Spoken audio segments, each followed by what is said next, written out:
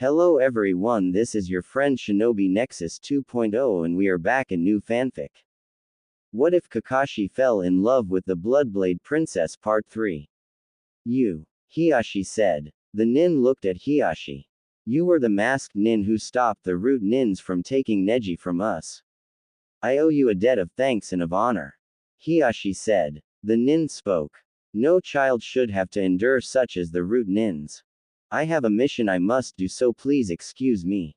The masked nin said, walking into the hall and shutting the door. Hiyashi felt something familiar about him, but he would think of it later.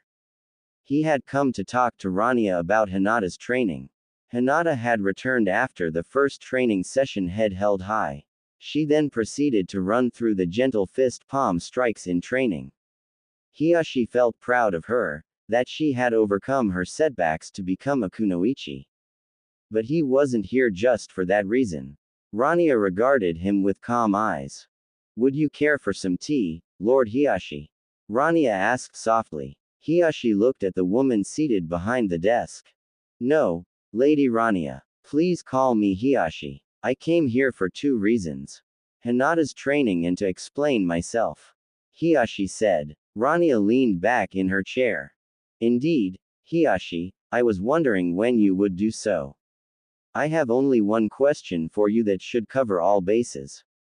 Why in the hell didn't you take up the promise that I know Minato and Fugaku had you to make regarding the children if something happened to them? Rania said, key in her voice. For the first time in years, Hiyashi hung his head. The civilian council wouldn't allow me to. Hiyashi answered. Tell me. All of it. Rania said. Hiyashi began. It all started the 11th of October, one day after Naruto was born. Hiyashi began. Meanwhile in Konoha, Danzo, are you sure that your plan will work? A civilian asked him. Danzo turned to the civilian. Yes, Maki, it is foolproof. My route will capture the men and the women will be used for breeding new bloodlines for us. We will conquer the world. Danzo said. He was looking forward to the summit because he sampled the women they would get. He may be an old man, but he had needs. Plus, he was sure that Velos would pay handsomely for the return of their precious consul. Danzo could then start a war as soon as his minions returned from Kumo and Iwa. They should be there already but had not made contact with him. Suddenly, a nin came in carrying a scroll. Handing it to Danzo, the nin left again. Ah, finally. Danzo thought, opening the scroll. His one visible eye showed no emotion as he read it. Lord Danzo of Konoha, it has been brought before me that you wish an alliance with Kumo. Sadly, I must refuse, as I have an alliance with the Hidden Mist Village and they are in need of my help. Word has reached our ears of your missing nins. You have nothing to offer us as far as bloodlines go because the bloodline users worthy of Kumo have vanished. Kumo will not aid Konoha in this fight as it does nothing to aid Kumo. As for the Sand Village, a coup was thrown and your lackey killed and a man named Matsu has been named Casecage. So you have nothing offer Kumo. The rakeage of Kumo. Danzo fumed. The Sand pulled off a coup. How could they without him knowing it? He called for his best spy. Narumi, go to Sand. Find out if a coup was thrown, report back as soon as you do. Danzo said. The kunoichi bowed. Yes, my lord, she replied. Quickly she left the office and was on her way to Suna. Danzo smiled. Her mother didn't pee on her bloodline sadly, but at least I got a good spy. Danzo thought. Sand was key to his plans and he seriously doubted a coup was thrown. He was frustrated, so he decided a Litka relief was in order. Gatsu, what new women do we have? Danzo said. The nin replied. 4 civilians, ages 16 to 23. Strong genes for breeding. Would you like one, sir? Gatsu said softly. The oldest is 23 and the youngest 16. Bring me the 23-year-old to my bedroom. I feel the need for a little training tonight. Danzo said. Gatsu quickly left the room as he was commanded. He didn't correct Danzo as it was only late afternoon. Soon, He returned with a woman with an impressive bust and was very pretty. Danzo nodded. He was going to enjoy tonight. On the border of Fire Country, Narumi was running for Danzo. He was her leader. She had to get to Suna before nightfall but felt another. She turned to Fave the newcomer. He was a tall man with handsome features. His eyes were a golden color. His face was that of a noble, slender yet strong, a crescent moon on his forehead. He had a fur pelt over his shoulder. His kimono was white with red designs on it. Narumi looked at the man and one word came mind: demon. Demon. Narumi thought. This thing is a demon, thus lesser than me. Move out of my way, demon, before I decide to kill you. Narumi said. The demon looked at her as though she was a bug. He then spoke. You are nothing but a smear on the face of this world. Perhaps I would be doing the world a favor by ending your life. The demon said. Narumi stiffened. You are the blight of the world. We Leaf Nin are superior to all beings. We will conquer all. Lord Danzo is a leader worthy of praise. Narumi said, pulling kunais from her pack. The demon shrugged. If he is a great leader, why did he send a weakling for a warrior? At least, I would like to know your name. My name, underling, is Narumi. Why do you want to know? So I can at least have a Miko pray for your soul. My name is Sesshomaru, Demon Lord of the West. Sesshomaru said. Narumi visibly paled. A high-ranked demon, near Fire Country. If I capture him, Lord Danzo will reward me greatly. Narumi jumped into action. Water style. Deep water rush. Narumi called out. A giant wave came rushing towards Sesshomaru, who stood still. Idiot, better be ready. As the wave neared the demon lord, it was cut in two and stopped. Narumi stood quiet. How? Was her last thought before a hand hit her on the back of the neck, knocking her out. Sesshomaru sighed. Killing the girl was called for, but they had been asked here to gather information on a certain matter. So they would ply the girl for information. Soon another white-haired man appeared. He wore a fire-red suit of clothes and resembled Sesshomaru. Damn, it takes these nins forever to do something. No wonder they are so easily defeated. She dead? The man said. No, Inuyasha, she lives. We may have to ply her for information. Sesshomaru said. Inuyasha flattened his ears. Sesshomaru threw the girl over his shoulder and headed back to their hidden campsite. Once there, the two tied the girl up and waited for her to wake up. Inuyasha started a fire and began to cook a deer they had hunted. Sesshomaru looked outward. He had settled his differences with his half-brother years ago when it was revealed that his mother had actually agreed to allow his father to take another wife. He still remembered the letter that told him.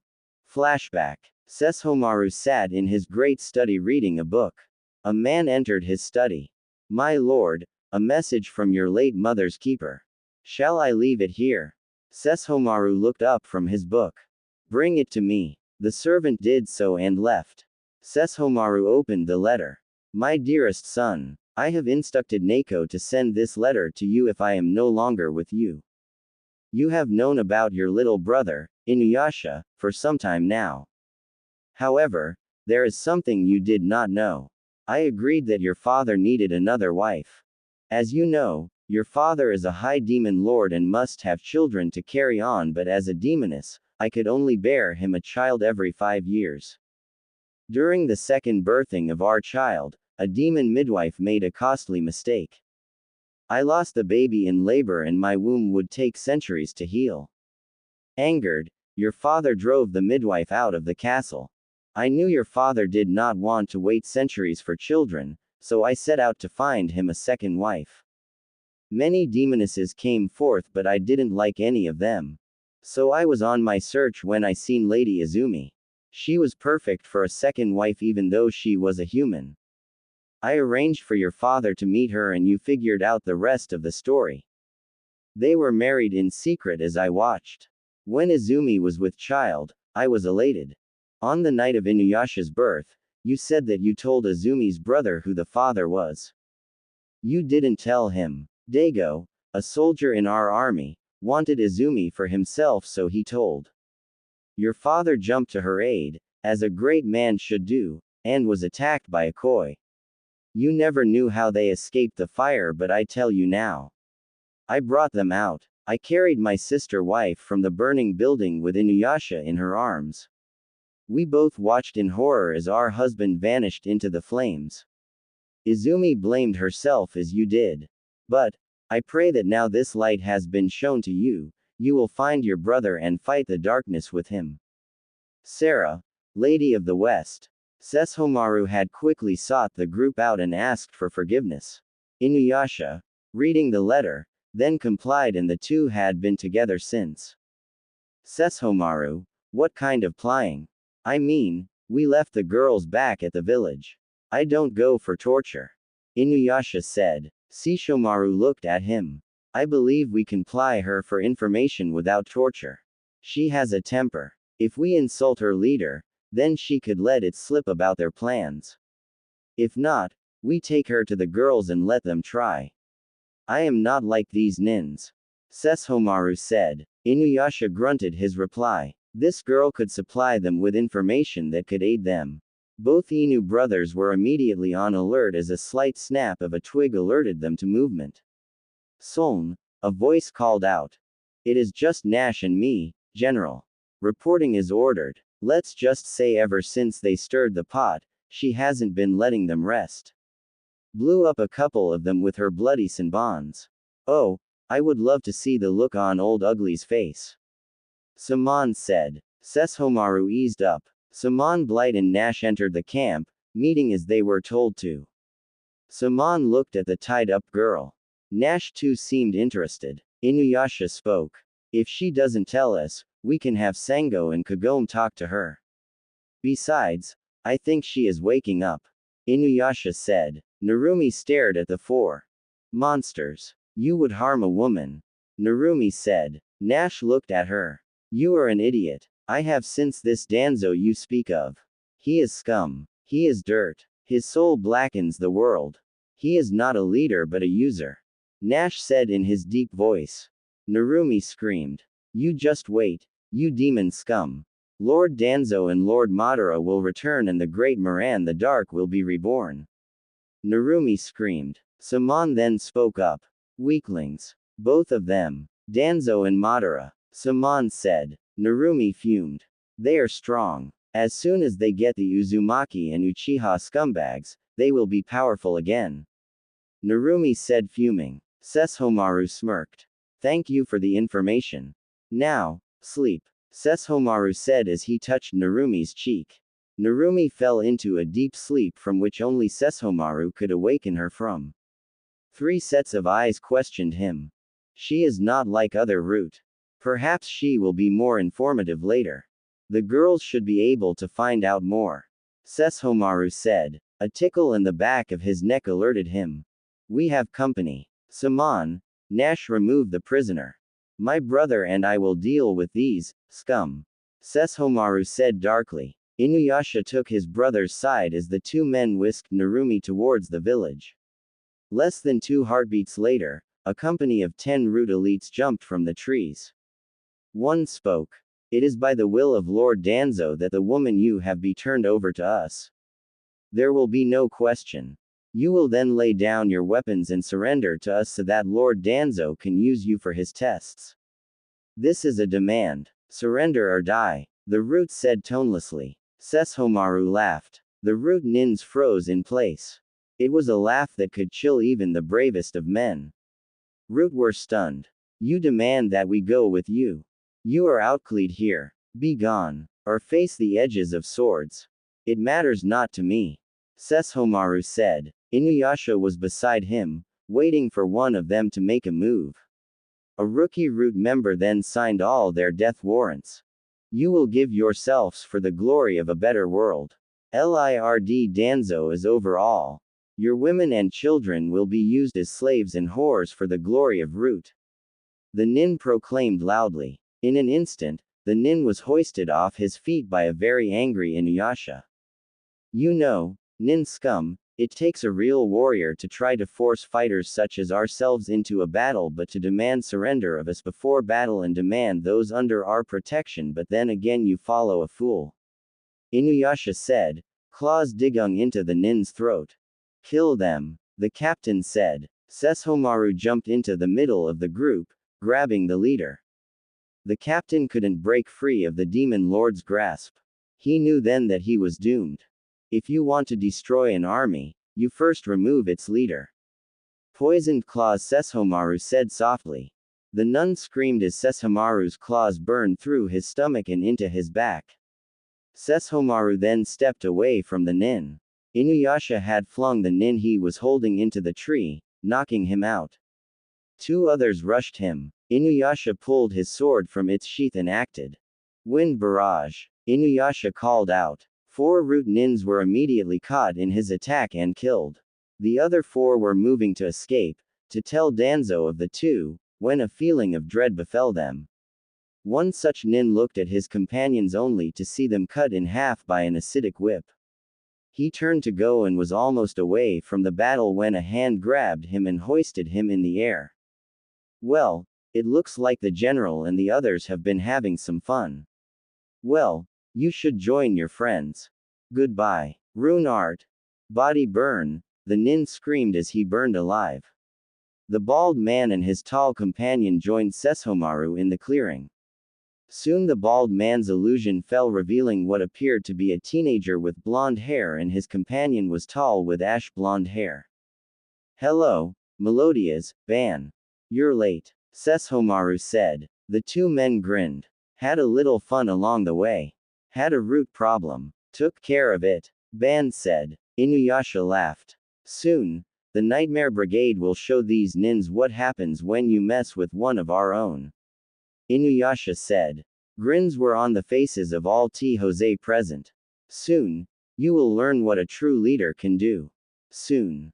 Disclaimer applies. So, Danzo has been pulling the strings of the civilian quarter. That explains how and why Naruto was abused and starved, but I want to know is why didn't anyone inform me of this? Rania said, venom in her voice. Hiashi shook his head. Sandaime didn't want you to know because he wanted Naruto to be a Konoha shinobi. I tried to convince him. Kakashi begged him to send you word. But he refused. I tried to keep up with the attacks, prevent them, anything. I am at fault for this. Hiashi said. Rania sighed. No, Hiashi. You are not at fault. I should have taken Naruto from Konoha that day. I will make up my failure, as will you. Danzo will continue to eat away at the nations until nothing is left. Power hungry, he'll stop at nothing. Even if it means killing all his soldiers. We cannot allow that to happen. I have spoken with some of my colleagues here. We are going to train the children to fight the things we fight. I am aware that they believe that vampires and werewolves are legends, but if they get attacked by these things, they will need an offense and a defense. Villas has developed an anti-bite vaccine for such things. As soon as we get permission, we will administer it. I will not let such happen. Danzo has made a critical error in judgment. It is time that we use more subtle methods. Rania said. Hiashi nodded. I had hoped my children would have never learned of their mother's former occupation, but it seems fate dictated otherwise. Hitomi made me promise only under such as we are now to not to reveal that to them. Hanabi shows no signs of fighting these monsters. As for Hinata, I haven't seen any fight at all. Hiashi said. Rania looked at Hiashi. Hiashi, is it possible that Hinata has Hitomi's gift? She does have Hitomi's patience. Rania said softly. Hiashi looked up at Rania. Possible. It is possible, but I would have noticed it. He replied softly. Rania then walked to the edge of her desk. Not if it happened over time, gradually adjusting her body. Hitomi was able to hide her ability even when she was found to be alive by the elders of the Hyuga. Hinata shows those same signs. Rania said. No, Hinata will not be treated as a slave. I will not let her be branded. Hiashi said. Rania glared at him. Hiashi Hyuga, How dare you Velos uses such as the seal that your elders decided was useful. We do not brand our people like cattle. She needs to learn her ability. Hitomi would slap your face if she were here.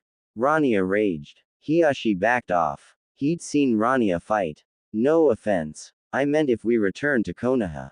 Hiyashi said. Rania shook her head. Hinata must learn if she possesses it. A power like that can kill. If she gets mad enough, she could kill many people. Hitomi wasn't called Tempest for nothing. Rania smirked. Hiyashi too smiled. Very well. I shall see if Hinata shows signs of her mother's gift. Thank you for your time. Hiyashi said, making to leave. Rania followed him to the door. Think nothing of it, Rania said, opening the door.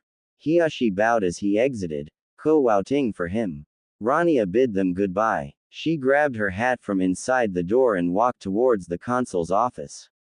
Knocking slightly, she entered to see Galen looking at a letter. If she didn't know better, Rania would assume Galen was daydreaming. He was staring into the air. Trouble, Galen? Rania asked. Galen shifted his gaze to Rania. Not sure. The Hokage of Konoha has sent word that instead of talks on neutral ground, he wants us to come there. It reeks of foul play. Galen said. Rania took a seat across from him. More like a ransom attempt. If they get you, they would demand Velos be turned over to them. The powerful women such as myself, Scarlet, and the others would be used as breeding stock. Anyone else would be turned into a mindless monster. Rania said. Galen growled. You sound just like Sergio when he gets mad. I think maybe a more subtle act is needed here. Politics often work. Tariffs on all fire country-based goods sold in the Velosian Alliance countries should be somewhat effective. Maybe also a head tax for livestock from that region. Rania mused. Galen frowned. The innocents would suffer. Perhaps there is a way to only target Konoha-nin? Galen asked. Rania smiled, a bone-chilling smile. The majority of exports are from the Shimura clan. They buy the Konoha farmers' goods and then sell them at a steep cost to our merchants. We will inform our merchants of the tax to be deducted from the final price. As the Shimura clan can't operate anywhere but the elemental nations without a merchant house, and seeing as the main merchant houses of the other nations are in the Velosian Merchants Guild, they will have no choice but to pay it. Also, the Shimura clan relies on the trade to boost their pockets. I can set up a meeting with the head of the guild so we can talk this out. I believe that they will go along with it. Rania said. Galen listened quietly, then lit his pipe. A smile graced his face. And when the Shimura refuses to buy the farmers' goods, the Velosian merchants buy them at a price that both sides benefit from. Hit them in the purse strings, that's where it hurts. Galen mused as he and Rania began drawing up the paper. Meanwhile, on the streets of Velos, Kiba and Shino were looking around their new home. Kiba's puppy, Akumaru, was in his hood. Kiba could sense that the consul was an alpha and legit him. He felt here he could really improve himself. Shino was glad people didn't care about him being a walking hive. Akumaru suddenly stopped, then ran forward. Hey, Akumaru, where are you going? Kiba called, running after the puppy. Akumaru turned into a dark alleyway. He smelled evil here. He, them their dog lovers won't care if and we kill this one. Ain't got on human. Poor little ugly thing. Well, I been needin' a new scarf anyway. A thug said. Kiba was right behind his puppy. Anger flowed through him as he seen them holding a puppy about the size of Akumaru. You are some really big thugs, picking on a helpless animal. Kiba yelled, getting the two thugs' attention. They turned to look at him. Shino had joined them. Well, another mutt lover. How about we kill these brats then? The mutts lured. One said. As long as I get to kill, I don't care. The thug replied. Quickly, the YWO jumped Kiba and Shino. Due to the lack of room, Kiba and Shino could only use Tajijustu against them. The men were bigger and stronger, but the two shinobis were faster. The little black puppy yipped at Akumaru. The thug, seeing an opening, reached for them. Kiba cried out. Akumaru, run. Find mom, Kiba said. Akumaru turned and bolted out of the alley, the black puppy on his heels. Once they had left, the black puppy turned around the corner opposite of Akumaru. The little Gellert puppy was going for help, to her clan. She made it there quickly. As she had no human, she often was overlooked when she wanted attention. A Hugh Gellert was standing beside a man. This man towered at 6 feet 6 tall with a wild, rugged appearance. His face was rugged and tanned. His wolf-green eyes were sharp. He wore furs and leather alling with a chain around his neck. He was Sergio Yasa of the Wolfen clan. Leader of his pack. His Gellert, Kita, was the leader of the Gellerts. They were talking amongst TGE clan when Kita yipped in pain. The older dog whirled around at the little puppy who bit his tail. After growls and whimpers, the older Gellert whirled around to his master. Thugs were trying to kill Analoma. 2 nins, one a dog user, allowed them to escape. Can I go kill them? Kita asked. No, we will go. No one attacks any of my pack and gets away with it. Lead on, Analoma, Sergio said. The Gellert pup ran along, Sergio and Kita on her heels. Near the end of the corner, she ran into Akumaru and Sum. Sum stopped as the man approached her. She knew this man was a leader and an alpha. She could feel it, but right now, she needed to kill thugs. A look between them said the same thing. As a group they entered the alleyway. Shino was knocked out and Kiba had some serious wounds. Sum and Sergio both growled. The thugs stopped and turned to the adults. The KI was so intense that the thugs shook. But a joke, Lord Sergio. Just a game. One stammered. Sergio growled again. Sum was about to rip the men into pieces until the other Mont's voice stopped her. A joke. Threatening a member of my pack is a joke to you. Kita, show him how we like jokes of that nature. Sergio said. The man then took off running, Kita in chase. Sum was now holding her son, trying to bandage his wounds. Anger was in her eyes. As she tended him, the other thug ran out only to be caught by a very mad Sergio. Attacking pups of a wolf clan is death. Now die like the monster you are. Wolf clan secret right. Pup killer justice. Sergio said, holding the man. The man was able to break free of the grip and turned to run only to scream as his privates were torn from his body. Blood splattered over the dark walls. The man died within moments, a fitting end. Sum had woken Shino up and the two of them were carrying Kiba. Sum looked at the man covered in blood and kicked the body. Within minutes, a group of gray-clad officers appeared. Lord Sergio, may we be of I stance? An officer said. Sergio growled. Clean up this mess. Some watch officers you are. Now leave, he said, anger in his voice. Quickly, the group gathered the dead Mont's body and left. Sergio turned to Sum. How is he? Sergio asked, squatting beside Sum. Sum looked at him. He's lost some blood, but once I get him home, our Hokage should be able to heal him. How are you feeling, Kiba? Sum asked her now awake son. Like I went 10 rounds with Hana. Hey, how's Akumaru and Analoma? I seen them both run off. Kiba asked. Akumaru yipped at Kiba. Sergio looked at the black Gellert. How do you know her name? Sergio asked. Kiba looked at him. Kiba's eyes turned to the puppy who sat beside Akumaru. She told me. Don't you know her name? Kiba asked. Sergio smiled. Yes. Because Kita, my Gellert, told me her name. Gellerts choose their partners. Analoma never chose anyone until now. Gellerts commune with their partners much like your pup communes with you. A Gellert pup's ability does show until they have chosen a partner. I take you are the Inuzuka clan members? Sergio asked. Sum Inuzuka, clan head. Tell me why a Gellert would be interested in my pup. Sum asked. Sergio looked at Analoma. Because, amongst us, Analoma is an oddity. She has a rare black-blue color, symbolizing great things. But she never chose until now. She chose your son because even under the rough exterior, she knows that he would die fighting for his partners. His pup likes her too. Sergio said. Sum looked at Akumaru and Analoma pulling each other's ears. She smiled. Mom, Lady Tsunade wants to know why Kuromaru and another dog has a man treat. Hannah said. Sergio stood up. I shall handle this, Lady Sum. After all, Kita is my partner.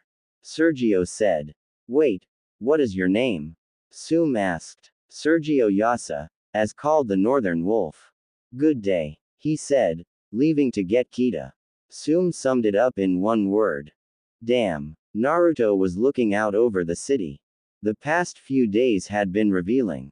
He had cousins, an aunt and uncle, and he found out more about his parents. Sasuke and Itachi were repairing the ties between them as they were building ones with him. Ba-chan was organizing the shinobis to be more productive. Kakashi, of course, was helping Team 7 train. Naruto was happy. But one question reigned in his mind. Why do I feel so different here? He thought. Naruto, wake up. It's time to go. We need to get our new headbands as well as get a crash course in fighting something like those liches. Sasuke said. He was happy now that he had family. Sakura waited just beyond Sasuke. Naruto grinned. Let's go show the world that Team 7 is awesome. Naruto said, grabbing his teammates in a hug. Sasuke HNED and Sakura laughed. Quickly, they headed towards the large open area within the compound they had been given. Tsunade, with Jiraiya and Shikaku on either side, stood behind a large table that held new hitates. Tsunade quickly called everyone to order. As soon as the chatter quieted down, she spoke.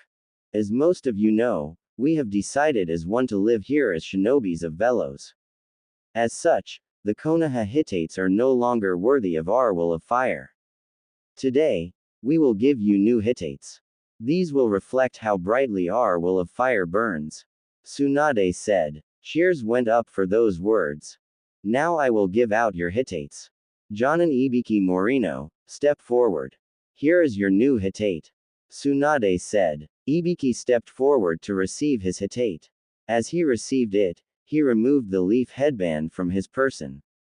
The new headband had a fire burning with a Phonix rising from the ashes of the fire. Ibiki bowed. Thank you, Lady Tsunade. Ibiki said. Tsunade nodded. Anko Mitashi, your headband. Tsunade said. Anko walked forward and took her headband from Tsunade. Ibiki and Anko were curious as to why they went first. Kakashi was next. As Kakashi walked to Ibiki and Anko, a gray-clad message and the enforcer tray entered the area. Lady Tsunade, forgive this interruption, but I would like to gather 3 of your members for Lady Rania. Ibiki Morino, Anko Mitashi, and Kakashi Hataki. Please follow me. The gray-clad man said. Trey walked alongside the nins. Quickly they reached where Rania was standing. Rania smiled as they neared her. Thank you, Talas, Trey. I'll take it from here. Rania said. The 2 men left quickly. Ibiki looked at Rania like he was sizing her up. Anko was trying to figure out exactly what kind of fighter she was. You're Tsunade's best T&I team, correct? Rania asked, undisturbed by the stares. Anko spoke. Yeah, you got a problem with that? Anko snapped. No, just wanted to see if you wanted to help. Question, some root members who tried to kill you all and meet our T&I experts. You interested? Rania asked. Anko got a sadistic grin and Ibiki cracked his knuckles. Rania smiled. Good. Let's go to room 46. Rania said, guiding the way. Kakashi cleared his throat. Why did you ask me to come? I'm no expert at information gathering. Kakashi asking Rania. Rania sighed. After we show them room 46, I'll take you to meet someone. Rania said. She led them through a series of buildings and alleys until they came to a large cinder block building. Rania then pricked her finger and swiped a bit of blood on the door. The door opened to reveal a gray hallway. Rania led the shinobi inside, the door closing automatically. Rania then called out, "Tristan, where is Evan and Goth? I have the shinobis with me." Rania called. A boy of 16 appeared. "They await you in room 46's other side. They are eager to meet the shinobi counterparts." "Ah, I see one is a lady. He. Goth's gonna love that," Tristan said, melting into the shadows. Anko was growling at the fact that Tristan laughed. Rania snickered. "That little maggot. Does he think a woman can't torture someone?" Anko hissed. Rania shook her head. "Quite the opposite. Goth is a woman but gets disgusted when women try to use seduction only to lure information out of a target. She'll like you for sure. Here we are," Rania said, opening a door. A man and woman were in there. The man was large and built with tanned skin and a scarred head and face. Light brown eyes that invited warmth yet held cold disdain was the first thing the shinobi noticed about him. He was as tall as Ibiki and just as big. He wore no shirt and showed the scars of many different weapons, standing white against his tanned skin. The woman was slight of build, pale-skinned with black hair and light green eyes. She wore a skin-tight leather outfit with a studded collar and thigh-high black boots. She was built in the areas that a woman needed to show off for seduction but gave off an aura that stopped any chance of that. Rania waited to see who would open the conversation. "Damn, are those studs poisoned? How do you get that leather to do that? Every time I try, it pinches my..." Anko asked Goth. Goth smiled. "I'll introduce you to my tailor later. You must be Anko the snake mistress. I have heard of your work. Love the job you did the Snake Thames shinobi a while back." Goth said. Anko took out a kunai, smiling. "What can I say? I love my job." Anko replied. Goth smiled. "Yes, you and I are going to work together just fine. Want to get a drink after work? I know a great little shop that serves drinks and dango of the best kind." Goth said. Anko's eyes shimmered. "You bet. I love drinking and dango. Another common trait. Yes, we are going to work out just fine." Goth said. Evan watched Ibiki carefully. "So, you are Konoha's torture chief." Not at all what I expected." Evan spoke in a gravelly voice. Ibiki tensed up. "Were you expecting some sniveling Litka maggot? Or perhaps a snot-nosed brat? I'm neither of those. I didn't get my job by playing nice. In fact, I love to see the looks on punks' faces when I walk in the room. Pure nectar." Ibiki growled. Evan grinned. "Nope. Just wanted to see if I could push your buttons. Besides, your reputation precedes you. Would the two of you like to question our prisoners?" Evan asked, a dark smile on his face. Rania, seeing the group would be busy, motioned to Kakashi and left. Though 2 more alleys and a left turn later, they came to a private area. Kakashi quirked his eyebrow at Rania. I think we are lost," Kakashi said. Rania shook her head as she approached the gate, Kakashi following. Rania led Kakashi down a path that led to a small table. Seated at the table was an older woman with long blonde hair, wearing a green uniform and glees. Kakashi froze. It had been years since he'd seen or heard from her. He thought her dead or captured. Sir Integra looked up as Kakashi could only say one word. "Mom. Fire Country Port City." A fat merchant smiled as he counted out the money that he paid the farmer. "I'll triple my profits easily," the merchant thought as the farmer left. Quickly, the merchant's caravan loaded the goods to go to the docks. Smiling, the merchant arrived at his destination. He entered the trading house. "Ah, Suki, I have brought my goods. The price is 200,000 ryo no?" the merchant asked. Suki shook his head. "Higher." "Well, I have." Merchant Dusa, you must pay a tax for selling your goods and pay a tax for shipping your goods. Failure to do so will result in termination of your contract. Do you agree? Suki said. What? Who ordered this? Dusa boomed. Suki sighed. The head of our trading house, Merchant Dusa. Pay or lose your contract.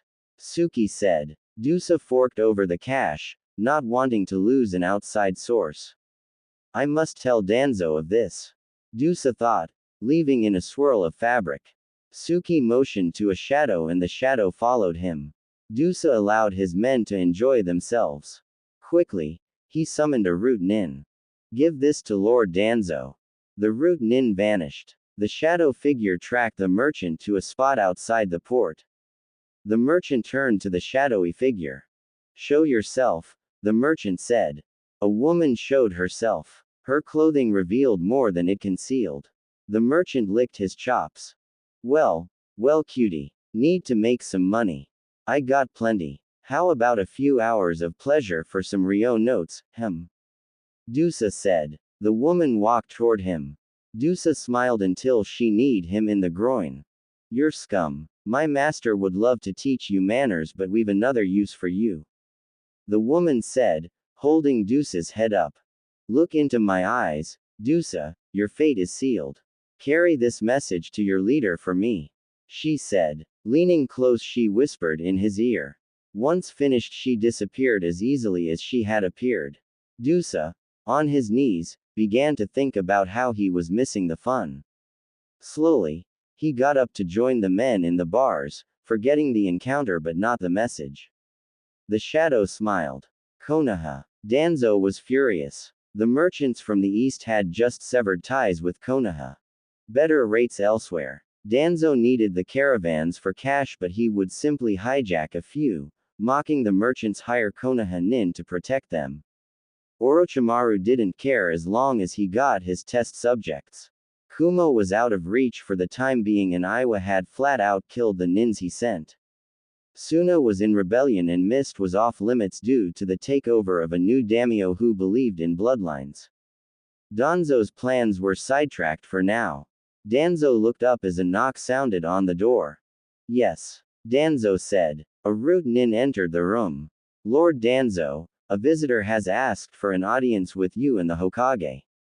The root nin said. Danzo nodded as he stood up. Let's see this visitor. We need not concern the Hokage. Yes, Lord Danzo. The nin led Danzo to the visitor, a tall sinewy man in a hooded cloak. Danzo spoke. Remove your cloak and bow before the might of Konoha. Danzo demanded. The man turned his eyes to Danzo, who shivered from the look. No, was all he said. Anbu then jumped into the room, surrounding the man. The man laughed. Well, looks like I get a workout after all. Cinderella, darling, sit this dance out. The man said. A woman that none had seen before smiled. Of course, dear, Cinderella replied. Anbu then began attacking the man. The man threw off his cloak to reveal a muscular body that seemed to move like a lion on the hunt. He easily blicked Kunai and Showerkin as though they were toothpicks. One Anbu decided to use just you. Doden. Headhunter just you.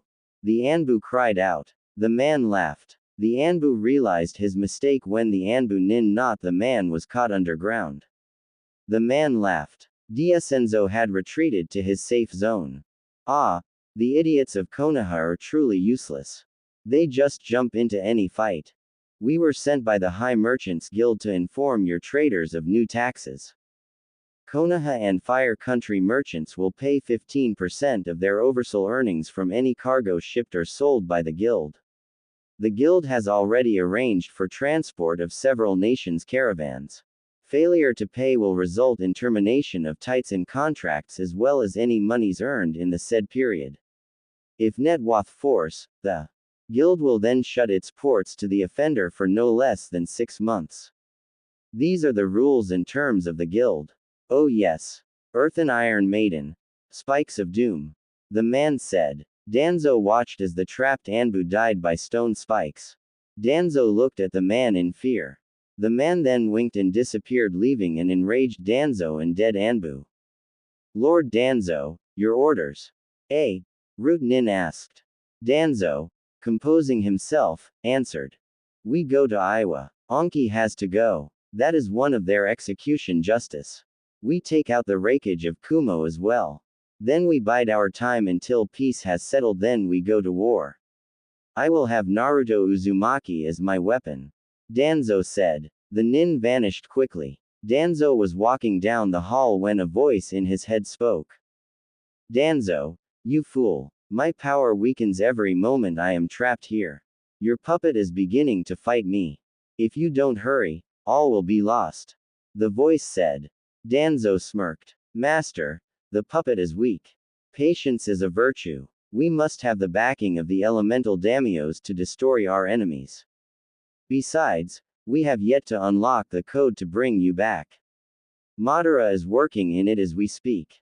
Danzo replied. The voice growled but accepted the answer. Danzo turned to go into root headquarters, a smile on his lips. In Bellows, Ino Yamanaka woke screaming from her sleep.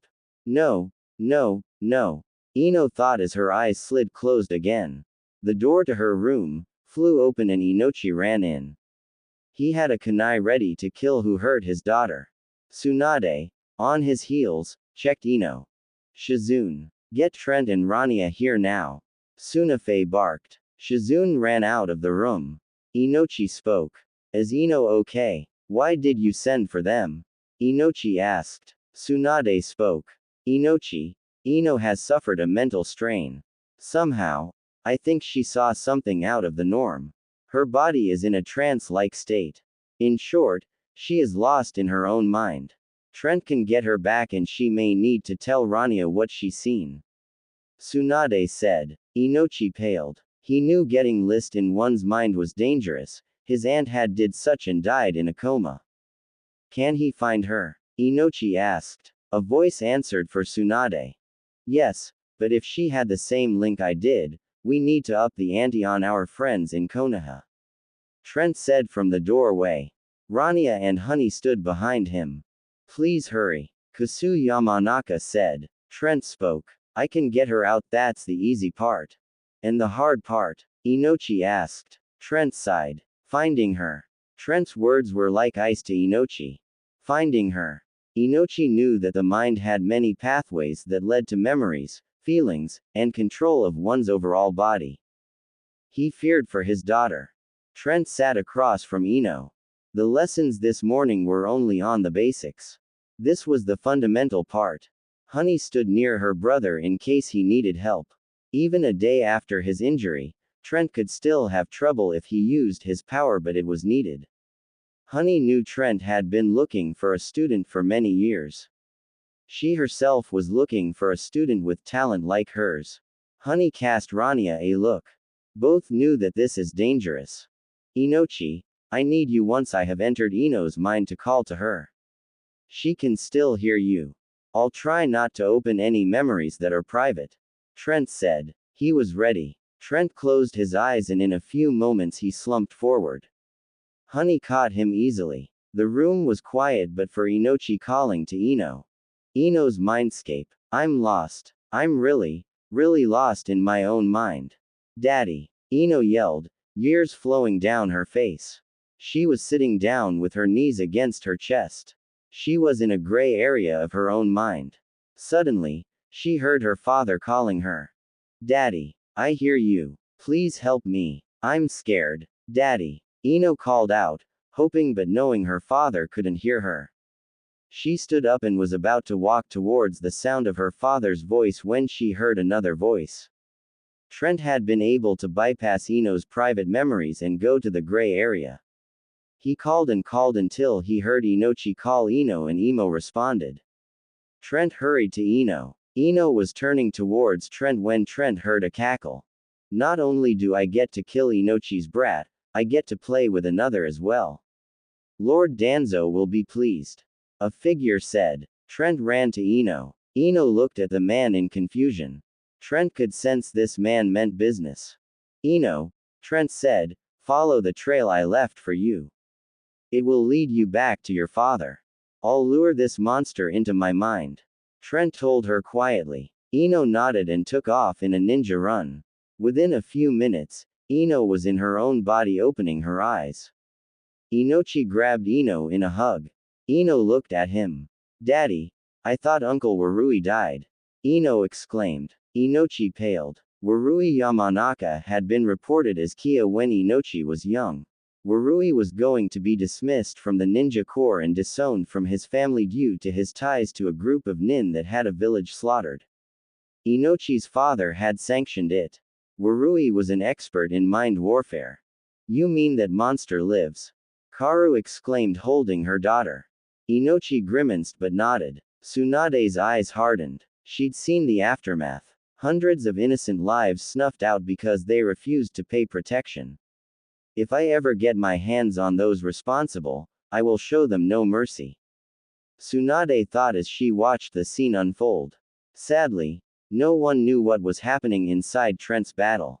Trent's mindscape. Warui was furious. Not only had the man removed Inochi's brat from his clutches, he'd somehow forced him to enter his mind.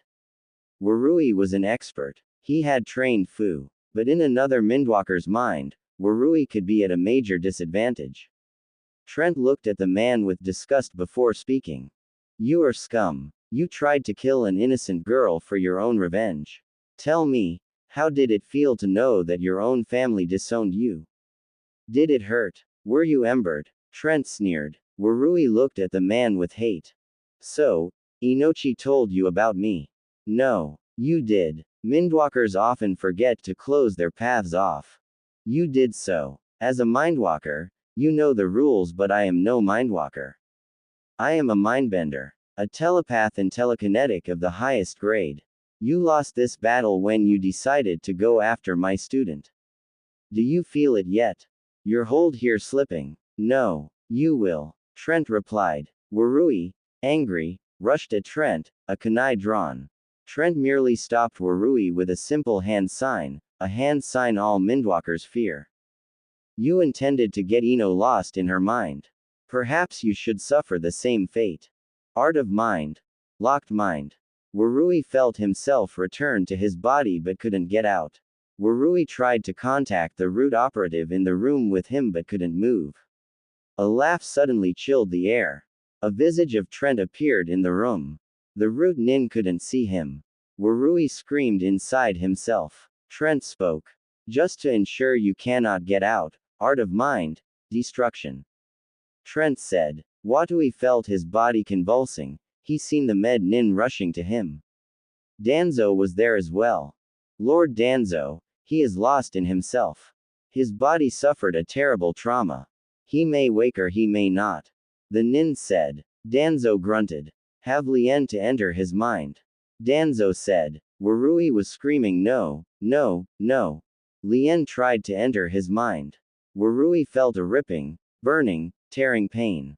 His head felt like it was about to explode. Outside, he felt as Lien couldn't enter his mind but his senses were returning. He regained his senses and woke up. Lord Danzo, we must HRRRKKKKK. Warui began suddenly grabbing his head. Danzo waited while the pain ped. Warui screamed as blood poured from his eyes, ears, and mouth. Then without warning, his head exploded, showering Danzo's ND company in a mix of blood, bone, and brains. Danzo, stunned, looked at the headless body only to see it began to bleed. Quickly, the group made to exit but was covered in gore once again when the body exploded, leaving a bloody mess. Danzo was not happy. His strongest mind walker was dead. He would have to gather intel using nins. Danzo stormed out of the Gorefest, first to change then to plan. Velos. Trent woke up with a start.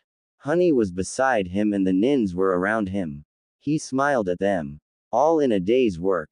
Warui will not be bothering anyone again, but I was able to access his memories. Inochi. Warui was exiled but was killed in action before the exile could take place, correct? Trent asked. Inochi, frowning, answered. Yes. He had been a part of a group of nins responsible for the slaughtering of villages. Grandfather ordered the exile as a last request of my father. As clan head, my father didn't refuse. Warui would have been clan head if not for that. Inochi said, holding Ino. Trent scowled. Indeed, his plan was to give the Yamanaka clan to Danzo.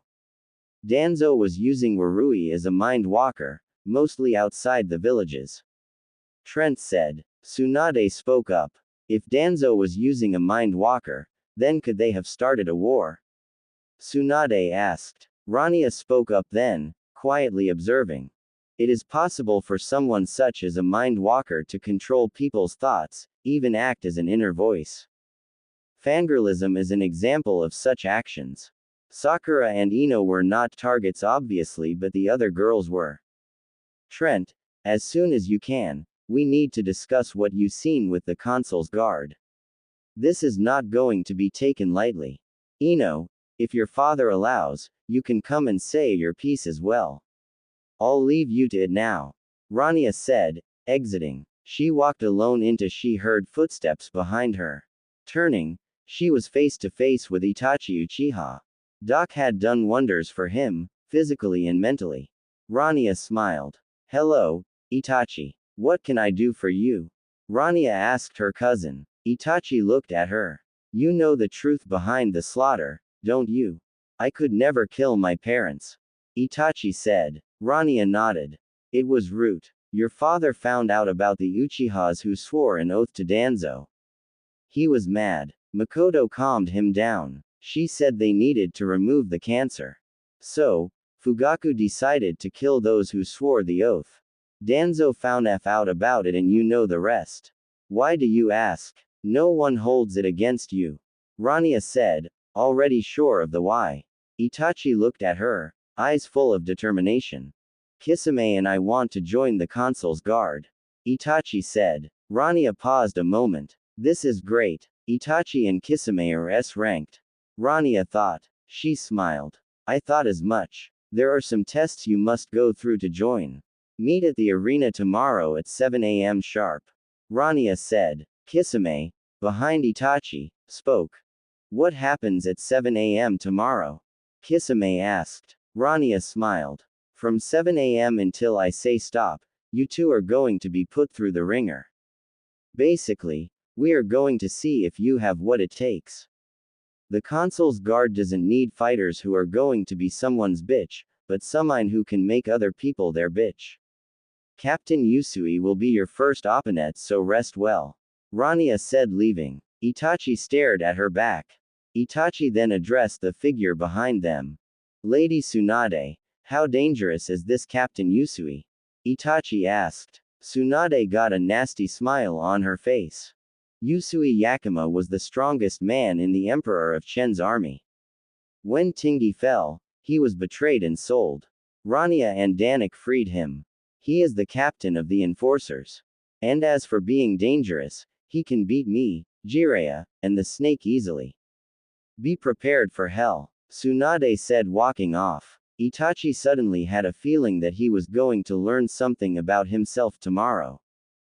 Konoha. Two tall figures walked down the path to Konoha's center. The gate was easy to get by. One figure then notices a lady exiting the shop. They, accidentally, bump into her. Watch where you are going. I'm Yui Shimura, daughter of Danzo. I'll have you brought. Hey, let go. Yui cried as she was thrown over the shoulder of the man and he was already out of the village. Yui screamed but she was too far from help. Soon the man deposited her on the ground. She was suddenly struck in the middle of nowhere. Gear seeped into her bones. Where am I? Who are you? She asked. The man close to her answered. You are in the grips of the bandit Lord Karo. Your father sold you for money. I am Taru, harem master. And you are nothing to me. Your fate is sealed. Yui screamed. Far away, a man laughed. It was a great day in Konoha. Velos. Rania had just left the shinobi district when she felt she had a follower. Turning around, she noticed a shadow. Quietly, she pulled a dagger from her belt.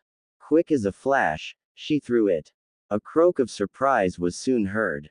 Rania smiled. Hello, Rania said to a striped toad. Jiraiya had joined them. Hello, Sake, Gamabunta send you? Jiraiya asked. Sake nodded. He wishes to know why you have left Konoha. Sake replied. Jiraiya sighed. It appears I need to visit the toads. I should be back soon. Jiraiya said, preparing to be summoned. Rania stopped him. Jiraiya, the consul needs to speak with all summons. Perhaps you could set up a meeting with the elders. Rania said. Jiraiya nodded. In a poof, Jiraiya and the little toad was gone. Elsewhere, Kakashi looked at his mother. Many people believed that he hid his face because of looking like his father. He had his father's hair, eyes, and skin tone. But he had his mother's regal features. Features that any hunter would key to. He remembered his mother leaving, his father dying all in the week of each other. Now, the woman could stomp grown men into dirt was sitting in front of him. He remembered the man in the shadows, Alucard. Alucard often taught him things that he thought little boys needed to know. Alucard was a vampire of a different sort. Integra spoke. Just one. Why did you never try to contact me? After father died, why did you stay away? Kakashi asked. Integra looked up at him. I have made many enemies, shinobi and non. If they found out that the great Hellsing had a child, they would have used you for leverage. When Tsukumo, the daimyo wouldn't allow me in. So, I used other means to keep up with you. I loved your father, I love you. I would kill anyone who tried to harm you. Integra said. Alucard, from the shadows, understood the hidden meaning. Protect. Kakashi smiled. He stood and sat beside her. Alucard smiled. Integra pulled down his mask. Regal features that mirrored her own with Tsukumo's coloring and eyes. Integra spoke. Kakashi, I am sorry I wasn't there for you. I prayed to find you safe. When word reached me of what Konoha did, I wanted to raise Konoha to the ground. Thankfully, Walter convinced me not to. Integra said, placing her hand on Kakashi's cheek. Alucard was on alert, he felt something off. Suddenly, a shadow moved towards the duo. Quickly, Alucard grabbed the shadow figure by the throat. Kill, kill, kill. The ghoul said. Alucard looked at Integra. Calm blue eyes looked back. Integra closed in on the ghoul. Alucard, take this monster to Goth. I am sure she'd live to question him. Integra said. Alucard grinned. Yes, my master. Alucard said, disappearing. Iterger sat back down beside Kakashi. Now, tell me about your team. Toad's home. Gamabunta looked angry. The Toad summoners for 2 generations had been banished from Konoha. Ma and Pa looked upset as well. Jiraiya stood before them. So, Jiraiya boy, where is it you call home now? Pa asked. Jiraiya smiled. We have decided that Velos will be our new home. The city from the ashes. The light against the darkness. It has been many years since we have seen Velos. Ma said. Jiraiya looked at the Toads with a questioning eye. Minato introduced us to his cousin Rania. Nice girl, very polite. Ma said. Pa's face took on a serious look. Jiraiya boy, we must meet with the leaders of Velos. To determine if they are worthy of us. Pa said. Jiraiya nodded. I'll have the other summoners talk to their summons. Have the meeting all at once. Jiraiya said. The 2 elders nodded. Good idea, Jiraiya boy. Summon us when ready. Pa said. Jiraiya nodded. Quick as a flash Jiraiya poofed back to Velos. Tsunade was waiting. Jiraiya told her of the Toad's decision. She agreed. We need to get Kakashi, Anko, and all other summoners to meet with us. I'll send out word ASAP. Tsunade said. Before she could move, a shadowy figure laughed. No, you and your nins are prey. I will harvest you for my master. The males will make excellent fodder. The females excellent whores for my master. The figure said, jumping at Jiraiya. Jiraiya pulled a kunai to deflect the figure. Tsunade hurled a boulder at the figure who dodged. Jiraiya felt pain as a whip made contact with his arm. The figure laughed. It hurts, doesn't it? He he he. The figure said. Jiraiya threw kunai at the figure who dodged again. Tsunade rushed over the Jiraiya, hoping to heal his arm. The shadow figure jumped at her, whip poised to strike. Jiraiya shoved Tsunade aside, taking the lash across the chest. The figure laughed again. Now, Let my friends come out to play. As soon as the shadowy figure said that, the two nin were surrounded by more figures. Kill! They screamed as they started to rush in. Pink fire formed a ring around the nins. The figures backed away from the nins. Scarlet and Nathan stood just beyond the ring. Tsunade, are you two alright? Scarlet asked. Jiraiya is hurt.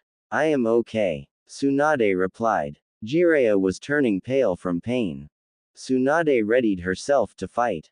Suddenly, a blast of pure energy destroyed some of the figures.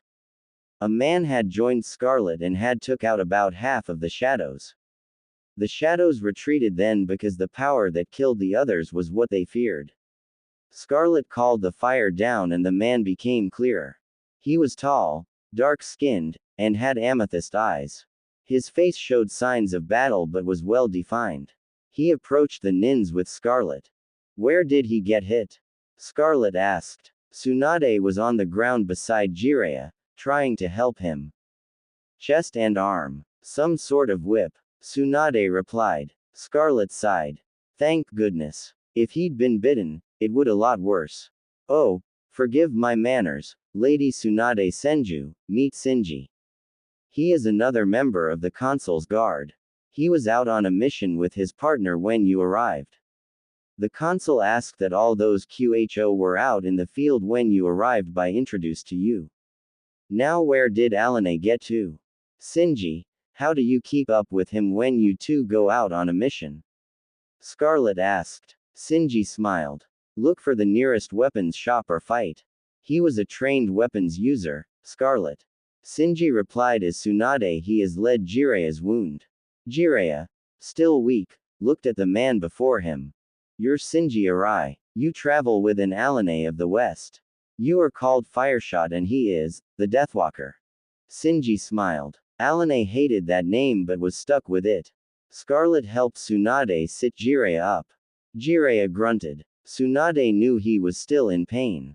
Rania was coming from the east. Doc was with her. Quickly, Doc knelt beside Jiraiya. Scarlet, what happened? Danik and I were in a meeting with the consul when I felt Shinji use his gift. Rania asked. Scarlet turned to report. The consul asked me to introduce Shinji and Alane to the Sanin. Shadowhunters were attacking them when we found them. Jiraiya was down already and Tsunade was protecting him. Shinji and I took out some and the leader fled. Scarlet said quickly. Rania's face took on a hard look. Doc broke into the silence. Rania, do you need to ask Sanin Jiraiya any questions or can they wait?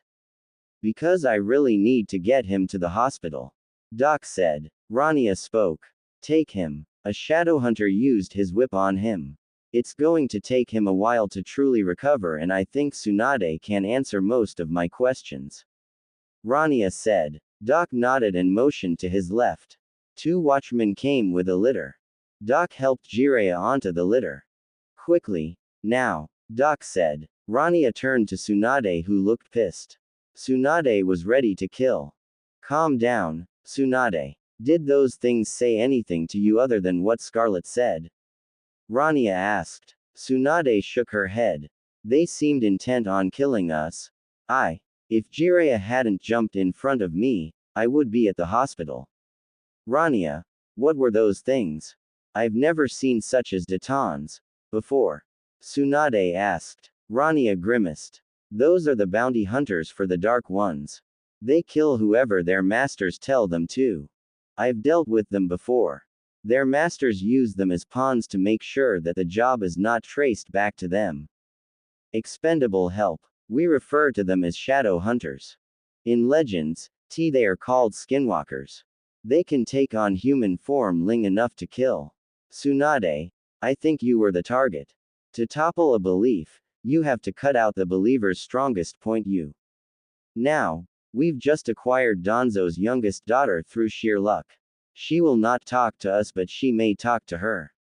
I think. Rania trailed off, a chill running up her spine. Just as she turned around, an arrow whizzed past, grazing her. A man stood there, a vicious grin on his unkempt face. Well, the blonde bitch and the consul's little bitch. Lucky day. My master will be pleased when I take you to him as slaves. The man roared. Rania whirled around. Tsunade stood ready to fight. Tsunade, go get the others. This fiend has friends and we can't fix them at one time. Rania said. Tsunade opened her mouth to protest. Tell them that the Dark Archer is here. They'll know. Go. Rania shouted. Tsunade turned on her heel and ran as fast as she could. The big man laughed. No matter, I'll get her later. You're the bigger prize. Now surrender or die, the man said. Rania's eyes flooded blood red and her voice could cut crystal. How about neither? You attack my home, my friends, and my family. You are mine, Rania said. Throwing her coat aside, Rania made some hand signals and within mere seconds, two deadly red blades, telephones flowing behind her, were in her hands. Her slender body was ready for anything as she held the blades in front of her. The man was fearful. You're her. Oh, so you heard of me? Well, I can't say that I have heard of you. So, Rania stated with a grin on her face and swords at the ready, care to dance? Rania said. The man charged. Elsewhere, Tsunade was running for help. She rounded a corner and ran in another person. Tsunade omphed. I am sorry, Tsunade. I did not see you there. Villas said, Varen and Honey behind him. Quickly, Tsunade was hoisted to her feet. She began to talk. At the courtyard, Rania said something about a Dark Archer. Sent me for help, Tsunade said. Villas's eyes narrowed. Honey, you and Varen with me.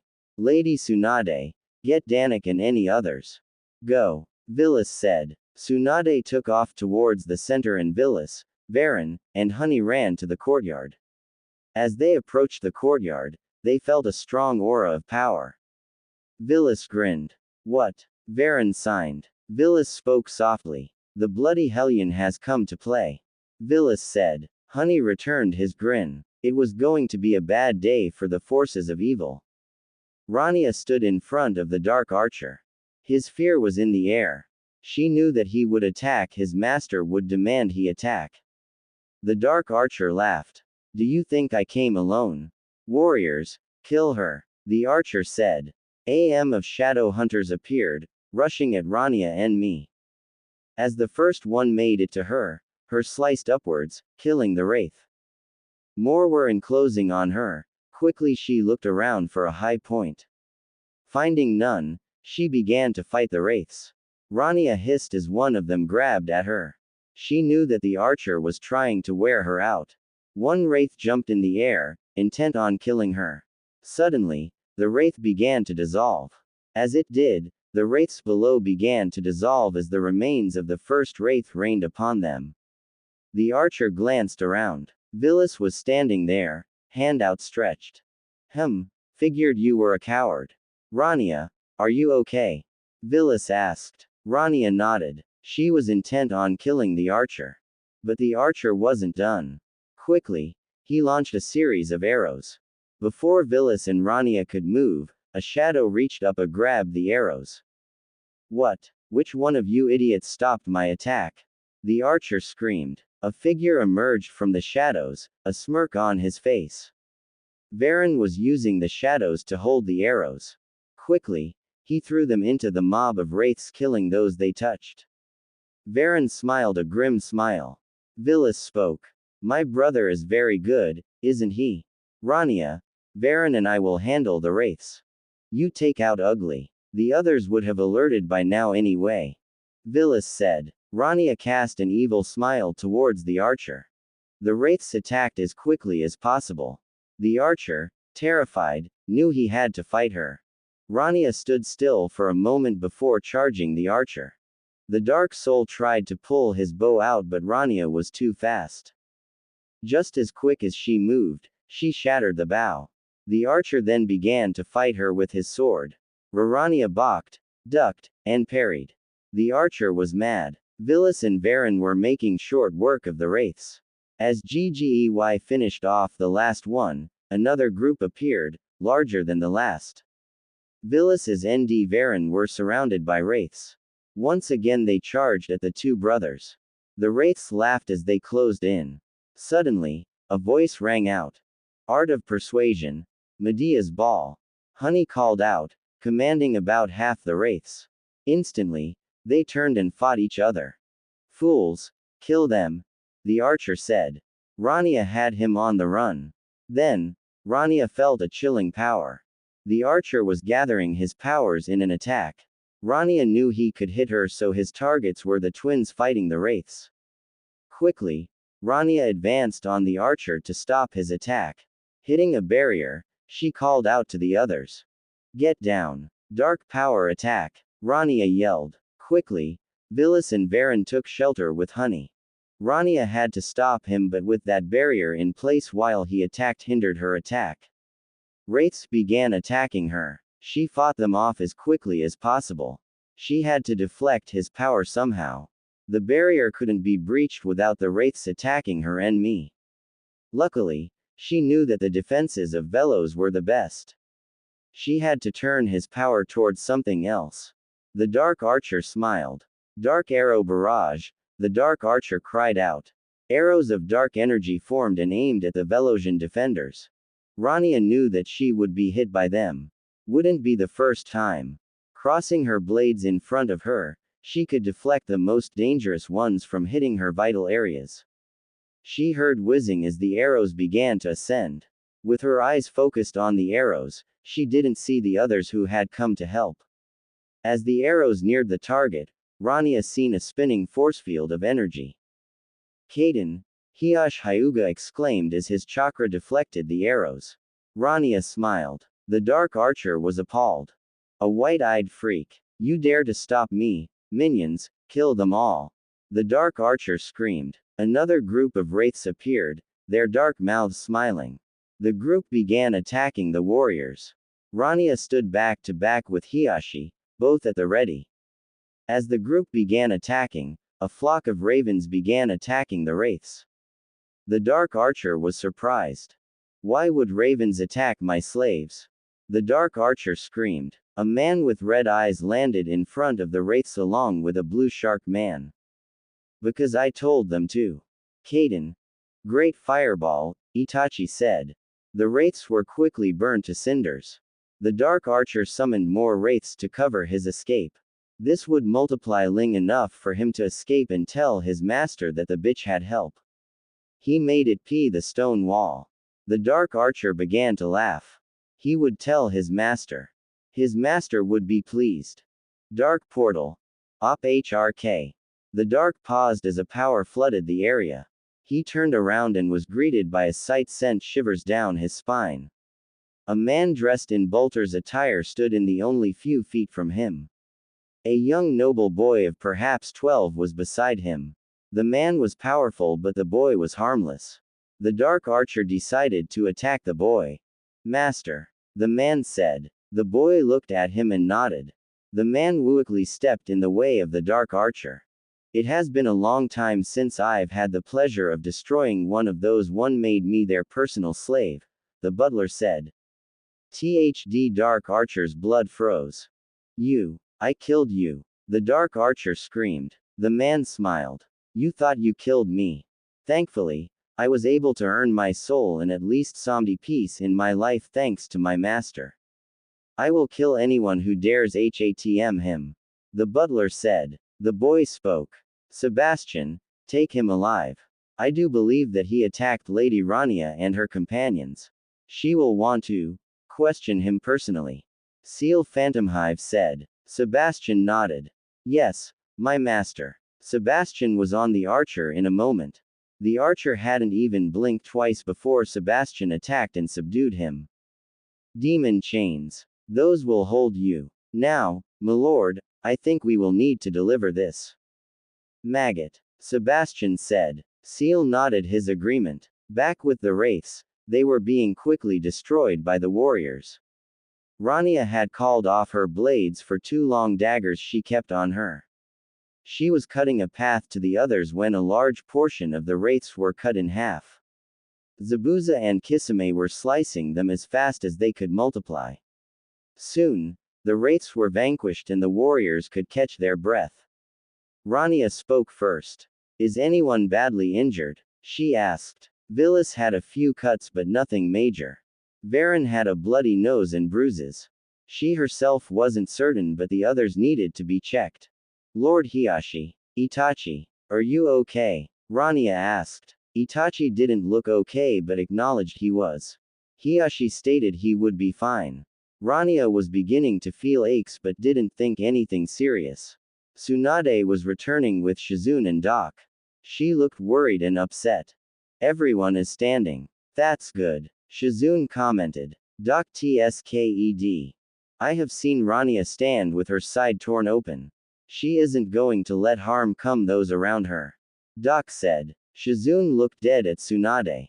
Tsunade shrugged. Rania looked okay but they would be checked over just in case. Doc helped Honey stop Varen's nose from bleeding. Rania was tired from the fight. Doc walked over to her. Are you injured anywhere? Doc asked softly. Rania spoke. One of the arrows grazed my arm and one of those things grabbed me. Other than that I'm okay, I think. Rania said. Doc unned. Well, let me look at that graze. It's not deep. I'll wash it out with some saline. The hand grab bruised your skin but no burn marks. Doc said. Rania knew he was using his ability to help ensure her health. It was then Rania heard someone call her. Sebastian and Seal were approaching them with the Dark Archer in chains. A gift. He caused this trouble. I think he'll sing when his interview begins. Seal said. Rania looked down at the archer. Begorweir though, you will regret the day you dared to threaten my people, my family, my home. Trust in this. You will wish for death but it will be long in coming. She whispered. Crazy bitch. The archer mumbled. Arsnia heard this. Swift as lighting, SHD cucked him in the teeth, breaking 3 on them. Get that out of my sight. Take him to room 77. Rania hissed to 2 Inferxers who were present. Rania, seeing everyone was alright, allowed the doc to finish his work on her arm. Sebastian and Veal waited on this before Rania introduced them to the nins. Tsunade, Hokage of the Konoha NJNNJNS, meet Seal Phantomhive and his butler Sebastian. Rania said. Tsunade bowed TK Seal out of respect. Kisame spoke. How's a stick of a man take down a thing like that? You look like a good wind would blow you over. Kisame said to Sebastian. Sebastian smiled. Easy. I am a demon. Sebastian said, still smiling. Kisame done something no one had seen before. He fainted. The whole group laughed as Tsunade poured water on Kisame to wake him up. Sebastian pulled him to his feet. Probably shoot fire and brimstone out of your too, Kisame quipped. Sebastian smiled as he spoke. No, I am simply one hell of a butler. Sebastian smiled as Kisame flinched. Rania watched THR exchange with amusement. Seal just shook his head at his butler. Sebastian, I'm tired. Let's go. I'll send in a report later, Lady Rania. Seal said as he turned to leave, Sebastian in tow. Kisame was still shocked. Itachi began to say something but stopped as a coughing fit overtook him. Kisame looked concerned. Doc was at his side in moments. He quickly figured out what ailed Itachi. Doc glared at Itachi, who returned his glare. You are coming with me. The disease is not so far gone it cannot be treated. Another few months it would have been too late. Doc said. Itachi bristled. I am not a guinea pig. I will not be poked and prodded like a beefsteak. Itachi said. Doc looked at Rania, who had walked over. Rania looked at Itachi with a calculated look. You will go with Doc. He is TGE best dictator in this side of the world. I can and will order you to do so. Rania said. Itachi glared at her but Rania didn't break eye contact. Itachi growled. Seeing your performance against the Dark Archer and his goons, you are hereby a member of the Consul's Guard. I, as the leader of said group, order you to Doc's care. And we have the men to make you go. Doc won't treat you like a lab rat.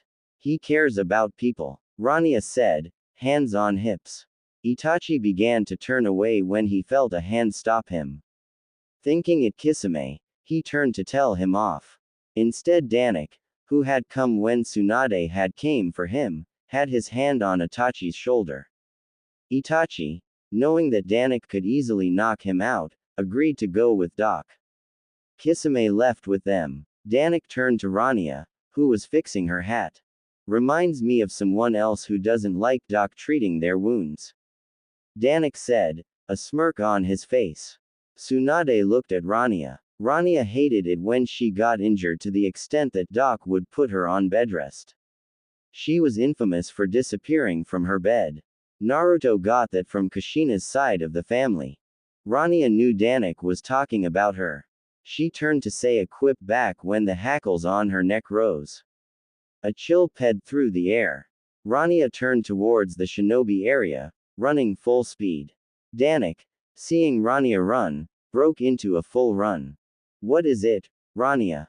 Why are you running? Danik said. Rania, not breaking her stride, whispered a name to Danik. Hinata. Konoha. What? You couldn't even track the killers of my Sound 4. Orochimaru screamed at Danzo's root. Danzo looked on emotionless. The root nin were in front of Orochimaru. They had just returned from the island to try to recover enough of the Sound 4 to revive them as they had before. But there was nothing. The islanders were acting as if the Sound 4 had not been there. Danzo, call in our favors. I will recreate my Sound 4. Yes, Hokage, I will call in the favors owed us. Anything in particular you are looking for in your bodyguards? Danzo replied. No, I will give them the training they need. Orochimaru said. As they were finishing this plan, a nin rushed in. My lords, the merchants are charging a tax on the goods. They are refusing to buy from us unless we pay. The nin said. Danzo growled. Orochimaru hissed. Buy elsewhere. Danzo said. The nin shook his head. No one else will sell to us. The mist can't, the sand won't, Iwa and Cloud both have tariffs against us. It's either pay or starve. Pay the damn taxes. It's just money. The clan accounts are still here. We will take their money. Orochimaru said. The root non nodded and vanished. The nin then headed to the Konoha bank. The large doors opened to reveal a root nin standing guard. TGE large banker, thriving off of the takeover, greeted the nin. Ah, Su, what does the great Hokage wish of this humble servant? The banker asked. The Hokage wishes to access all the clan accounts. Su said. The banker smiled. At once, my man, at once. They left a safety issue in case of emergency, we will use that. Come to the main vault. The banker headed toward the big vault. Once there, he flipped a knob and the vault swung open. Each clan had a scroll that held their account. Blood Seal opened them. The banker smiled as he produced dried blood onto each of the scrolls. As expected, they popped opened. But instead of money, they had dung piles and notes addressed to Orochimaru. The banker began to sweat. He hadn't had the bank long. The other banker was tragically killed. Now, Su, you will tell Hokage and Danzo. Tell them what? That Konoha is broke, Su said, dragging the banker to the Hokage. Meanwhile, another figure watched from the trees. No expression on his heavy scarred face. A scar like a bolt of lightning marred his features. He watched from the trees so he wouldn't be found. Quickly as a sprite, he vanished. The general will be pleased. Don't own Naruto only OCS. Rania was running full speed towards the air in which Hinata had been practicing her new skills. Rania mentally cursed as she ran. Whatever was after Hinata, it was going to succeed unless it was stopped. Rania could feel Danok's presence behind her, nearly in step. She rounded the last corner into the open field and saw Hinata fighting the attackers as best she could. She was using her skills and not her eyes to defend herself. Rania, without hesitation, jumped onto the nearest attacker.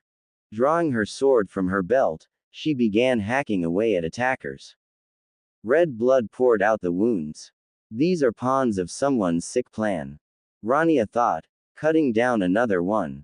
Danik too was cutting the attackers, but they couldn't get closer enough to Hinata to help her. The others were too far behind even at full run. One of the attackers, covered in black with only eye holes to see, hit Hinata over the head. Hinata, tired from fighting, fell to her knees from the blow. Quickly, Rania threw the creatures she was fighting away from herself and tried to get to Hinata, only to be stopped again by more attackers. She heard a rustling of cloth and seen the attacker who stuck Hinata from behind fly through the air. Rania glanced over to see the masked nin helping Hinata. The masked nin helped Hinata to her feet. "Are you able to continue?" the masked nin asked. Hinata nodded. The masked nin then stood back to back with Hinata. The attackers pressed on. The masked nin protected Hinata's back while Hinata fought off the ever-growing attack. Rania, not wanting to use her ability in front if the nins yet, was using her short sword. Her arm was aching, but she fought onward. These were nin used as fodder, to steal, to destroy without their master losing his best. One non then began to summon a power that would blind Hinata's eyes. As they fought, chakra claws appeared, aimed for Hinata. The masked nin, sensing this, whirled Hinata around just as Tsunade and the others got there and the claws fell. Instead of Hinata's eyes, they tore the masked nin's mask from his face, revealing it to all present. The nin looked at the attackers, his face cold. He was ending this fight. "Wood style. Wooden spikes," the nin said. Spikes rose up from the ground, impaling the last of the attackers. Tsunade stood, awe and disbelief on her face. Only the Senju bloodline could use wood style. The nin removed the ruined hooded mask he wore. And Tsunade held her light brown hair and brown eyes greeted her. Tsunade spoke then, her voice cracking. "Nawaki. In a land to the east of Velos. A man stood on the edge of a steep path, awaiting his companion. His keen crystal blue eyes set in a sun-kissed face. He wore a loose white tunic top and brown pants that ended at his boot tops. He was tall but extremely well built, muscles like cougar. His light blue hair, shoulder length, blew in the wind. His horse, a bay stallion, waiting with him. His companion was late but not so as to worry him.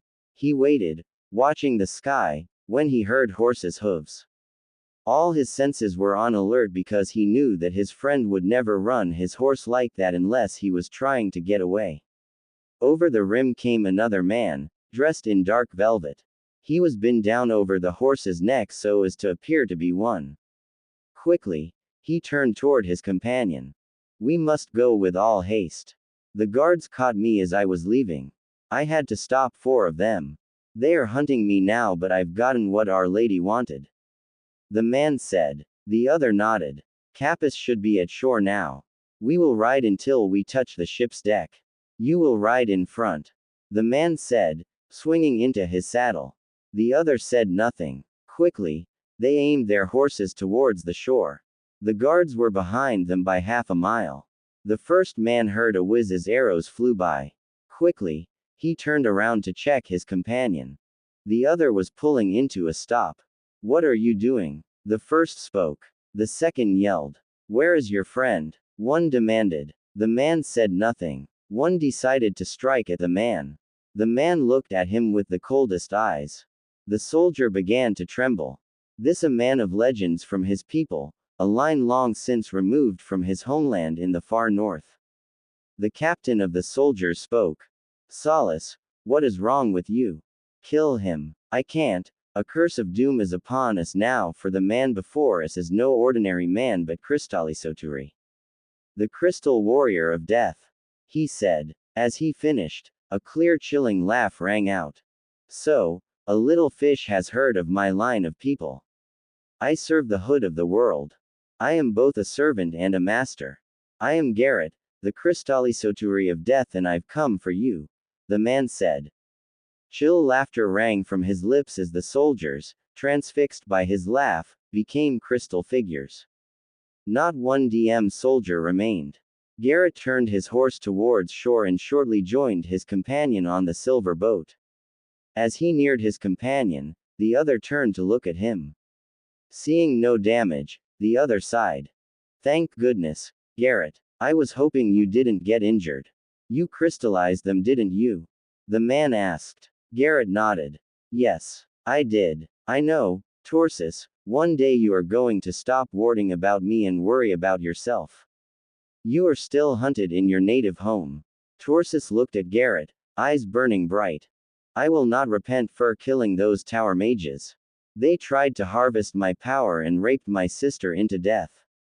I will not let them think that they've won. I will see them dead before I die. Torsus the Coolman mage will not be so easily killed. Besides, Lady Rania would raze us to the ground if we did that. Indeed, Death Mage, indeed. The Crystal Warrior spoke softly, watching the land disappear on the horizon. We are finally going to stop that monster who destroyed our lives, Tar, but it will be justice not vengeance, for he is the boil and we are the lance. I will see him pay for destroying our home, and for the lives he took and almost took. Sleep well, traitor, for your hour of judgment is near. In Castle of Grey Stone, a man sat up from his sleep. He turned to his right where his queen lay sleeping still. Shrugging, he settles back into bed, content that no one dare take him. As he closes his eyes, a chill laugh echoed in his mind. A laugh that promised vengeance and justice. Don't own Naruto only OCS. Tsunade's voice cracked as she said the name of her long-dead little brother. Nawaki turned to face her, a mixed look on his. Tsunade walked over to him. When she was close enough, she reached up and touched his face.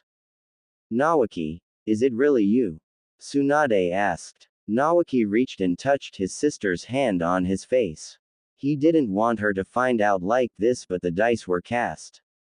Yes, Tsunade, it's me. Nawaki replied. Tsunade looked at him. Tears began seeping down her cheeks. She grabbed him in a fierce hug. Nawaki returned the hug. How are you alive? Orochimaru said you died in that explosion. He brought me your necklace. Tsunade asked. Nawaki looked at her, then at Rania. Rania, seeing as Nawaki didn't really know the whole of it, spoke. When Nawaki was in that explosion, he wasn't close enough to him to kill him, but it did severely injure him to the point of near death. Orochimaru knew that there wasn't a healer who could help him anywhere in the nations, so he brought him here. Nawaki was in a deep coma, his arms and legs mangled. Orochimaru knew of my relationship to you, so he brought him here for safekeeping. He decided to tell you Nawaki had died so that those hunting him would think they achieved the goal. Nawaki remained in the coma for 1.5 years. When he woke, he had to relearn everything. His limbs were mangled, so he had to learn to reuse them. Nawaki retained his memory but decided it was better if he remained dead to the world so that the hunters would stop. Rania told them. Tsunade stood in silence looking at the older woman. She had her brother back. A question nagged her, however. Nawaki, if your arms and legs were mangled, how are you moving? Tsunade asked. Nawaki cast a look towards Rania once again. Rania spoke. Basically, his arms and legs were mush. Doc spent weeks working on a way to fix them. He found one, but Nawaki would gain some unusual power from it. Doc gave Nawaki a choice. Nawaki chose to be a fighter. Rania said softly. Nawaki, what does she mean? Tsunade asked him. Nawaki looked at Tsunade, his voice soft. I've had demon blood infused in me. In short, I'm a half-breed. I knew the consequences of my decision and chose to do the surgery. I had to relearn everything still. It was like being little again. So I stayed here and became a shadow figure. I had hoped to reveal myself in a more subtle fashion, but I couldn't let them blind the girl. Nawaki said softly. Tsunade stared at him before grabbing him in a hug again. She was happy. Her people were safe. Her brother was alive and they could start over. She hooked her arm in Nawaki's, a smile on her face. Why don't we go somewhere quiet so we can catch up? Rania, you don't need us for anything else. Tsunade asked. Rania shook her head. Tsunade headed off with her brother as the nins headed towards their section. Rania watched them until she felt they were safe. She absently rubbed her arm as it was aching. A gentle hand laid on her shoulder. Rania turned around to see Danik there. We need to meet with the others. These accidents need to be addressed. Rania said. Danik nodded. Together they headed off to the consulate. Konoha. We have no money. The traders took it with them. I have brought the banker with me to answer questions about this. The Root Non said. Danzo's face showed no emotion, but he was furious. Orochimaru was red-faced. My predecessor was not very keen on the bank security. Someone was able to change the clan money scrolls with the fakes and left these notes on the piles. The banker said. Danzo grabbed the note and opened it. Danzo. You finally succeeded in getting Konoha under your thumb. I have had certain measures in place just in case this happened. A good friend of mine will take the clan monies from Konoha should you take over. Good luck on building an empire on a broke village. Minato. P.S. How do you like the color brown? Because when you opened the seal of this letter, another seal was opened that releases a surprise. Kushina. Danzo was furious now. Without the clan money, Konoha would have to ask the daimyo for money. Suddenly, a large poof sound rang out. Danzo was covered in a cloud of smoke. The smoke dissipated to reveal a dung-covered Danzo. The sound of faint laughter rang out. Danzo was now covered with dung and broke. Orochimaru merely glanced at Danzo. Kabuto, send some cursed seal soldiers to destroy these nins and bring their bodies back to me. I will ensure that I will have a new body. Yes, Lord Hokage, I will send our best. Kabuto replied, leaving the room. Kabuto smiled at the thought of having new bodies to test his skills on. The best root nins were those who brought them the best slaves. Silently, a shadow moved quickly behind Kabuto. Kabuto opened the door to reveal 7 nins. Master wants all the nins dead and their bodies brought here. Do not fail. Kabuto said. The nins bowed their heads in accent. Kabuto left as he came, unaware of his tag along. As Kabuto left, the shadow formed into a small bird and flew away. It flew out an open window into the forest. In a clearing, a woman, hooded and cloaked, sat on a horse, awaiting her pet. Soon the gentle flutter of wings was heard. The bird flew into the clearing and landed on her hand. She smiled. Hello, my little pet, what have you seen from our enemy? She asked. The little bird showed the woman what it had seen. She smiled and thanked the little bird before setting it free. She kneed her horse and rode forward until she came to a rocky outcropping. There, seated in the shade of the ricks, were 2 men. One was tall and muscular with tanned skin and the other was not quite as tall as his companion but still tall with slender muscles. He was lightly tanned. They both had light brown hair and sparkling blue-green eyes. The taller one spoke. What have you found, Myrna? What does the dark one do now?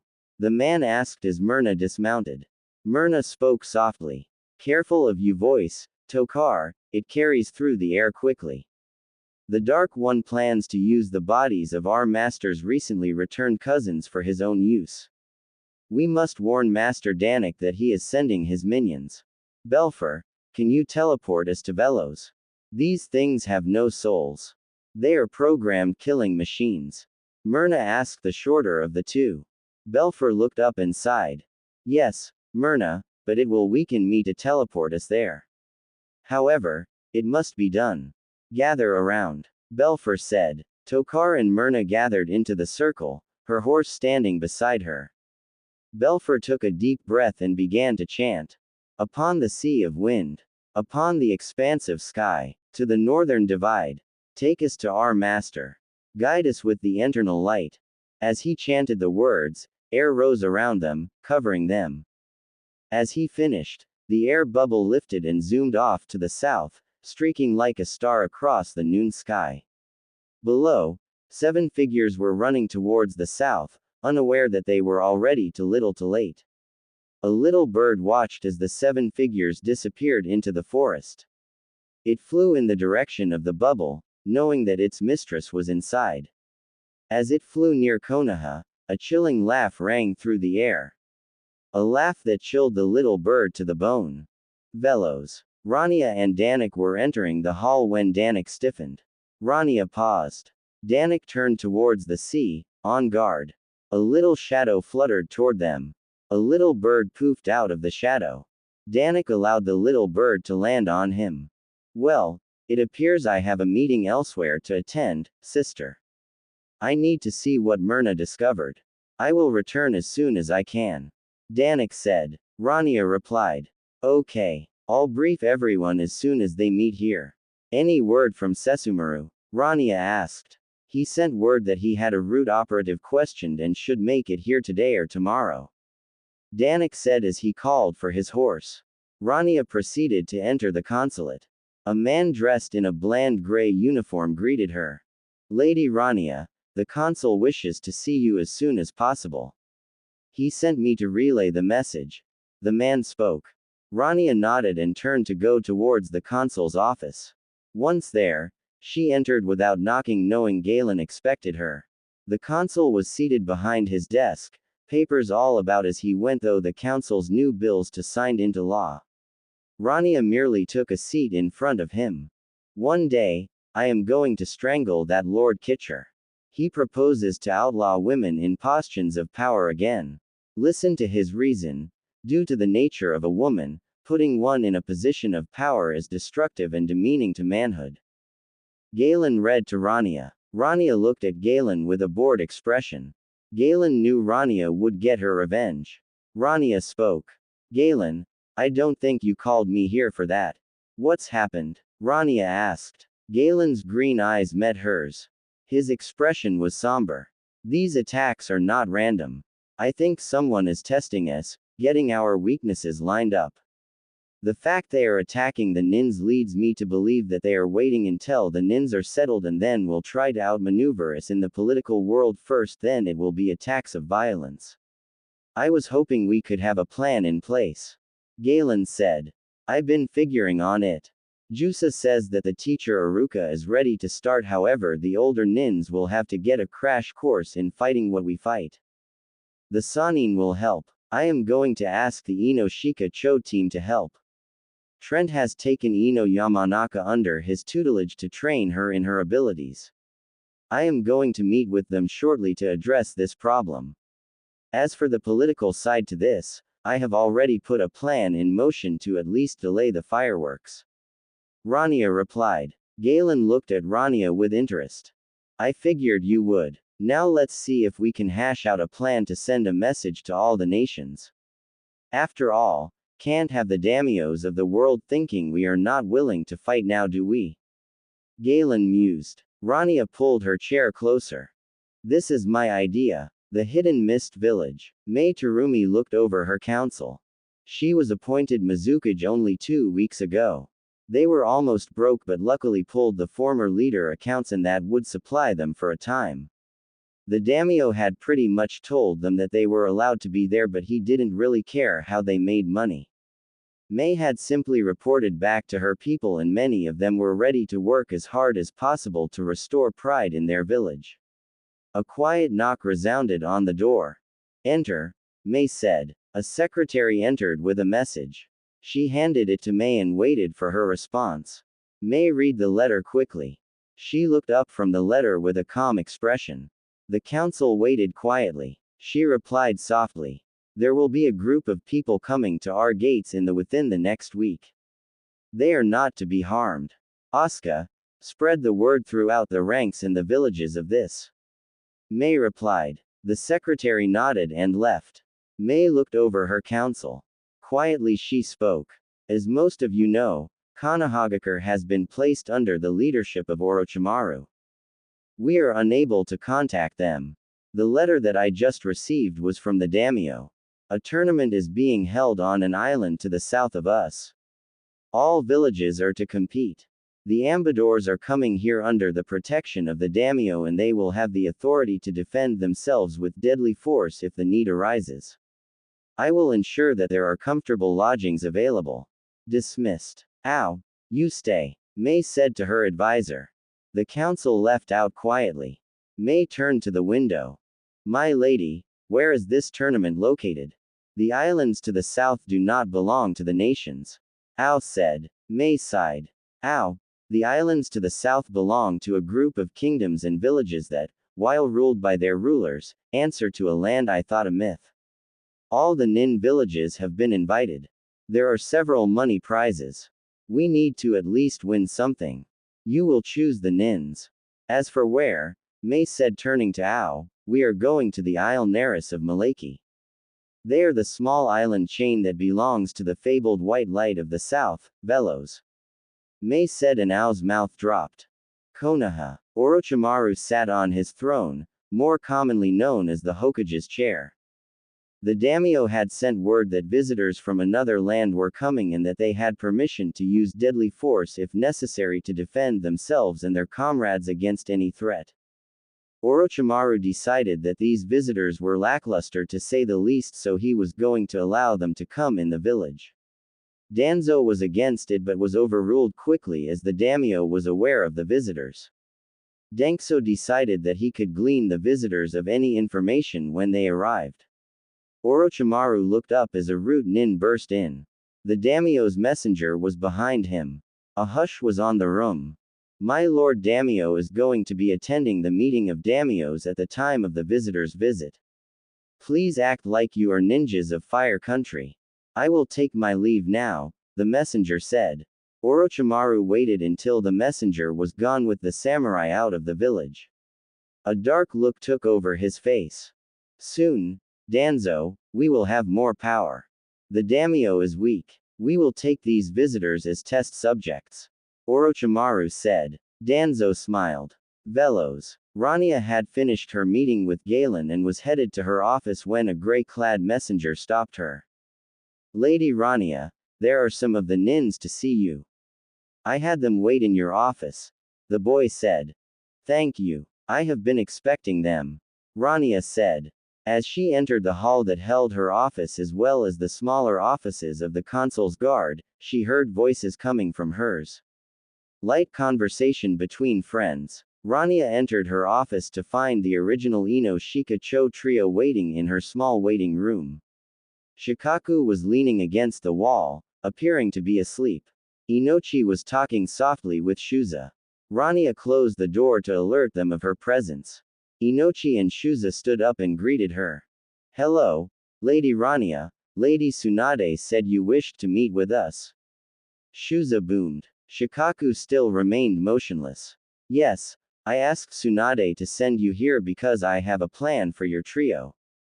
If you will go into my office proper, and Shikaku stopped pretending to sleep while listening to the conversation. Rania said, heading into her office to sit behind her desk. Inochi and Shuza looked at Rania, who had called Shikaku's bluff. Shikaku opened his eyes and pushed off the wall. Troublesome, he said, following his teammates into the office area. They were stunned by how much Rania's office contained. A large desk was covered in paperwork. The shelves were loaded with scrolls, books, and supplies. There were a number of chairs to the side of the room. On the sidebar was an ornate tea set that covered it. Rania motioned for them to be seated. Once seated, Rania began to speak. I know that your jobs in Konoha involved interrogation as well as defensive measures. I want you three to basically continue those jobs. However, there will be differences. Rania told the three friends. Shuza and Inochi were focused on her voice, but it was Shikaku who spoke. You want us to rework your so-called watch units. And to keep enemies out, correct? Shikaku said. Rania nodded. Inochi then spoke up. Lady Rania, Inochi said before Rania stopped him.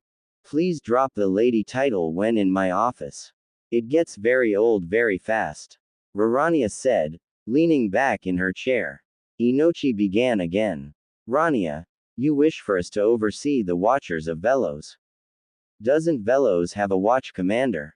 Inochi inquired. Rania leaned forward again. His time as commander is over. There have burned too many attacks that slipped through his watch. He spends more time on his than controlling his men. As a former Jonin commander, Shikaku understands what a slight wrinkle in a defense means.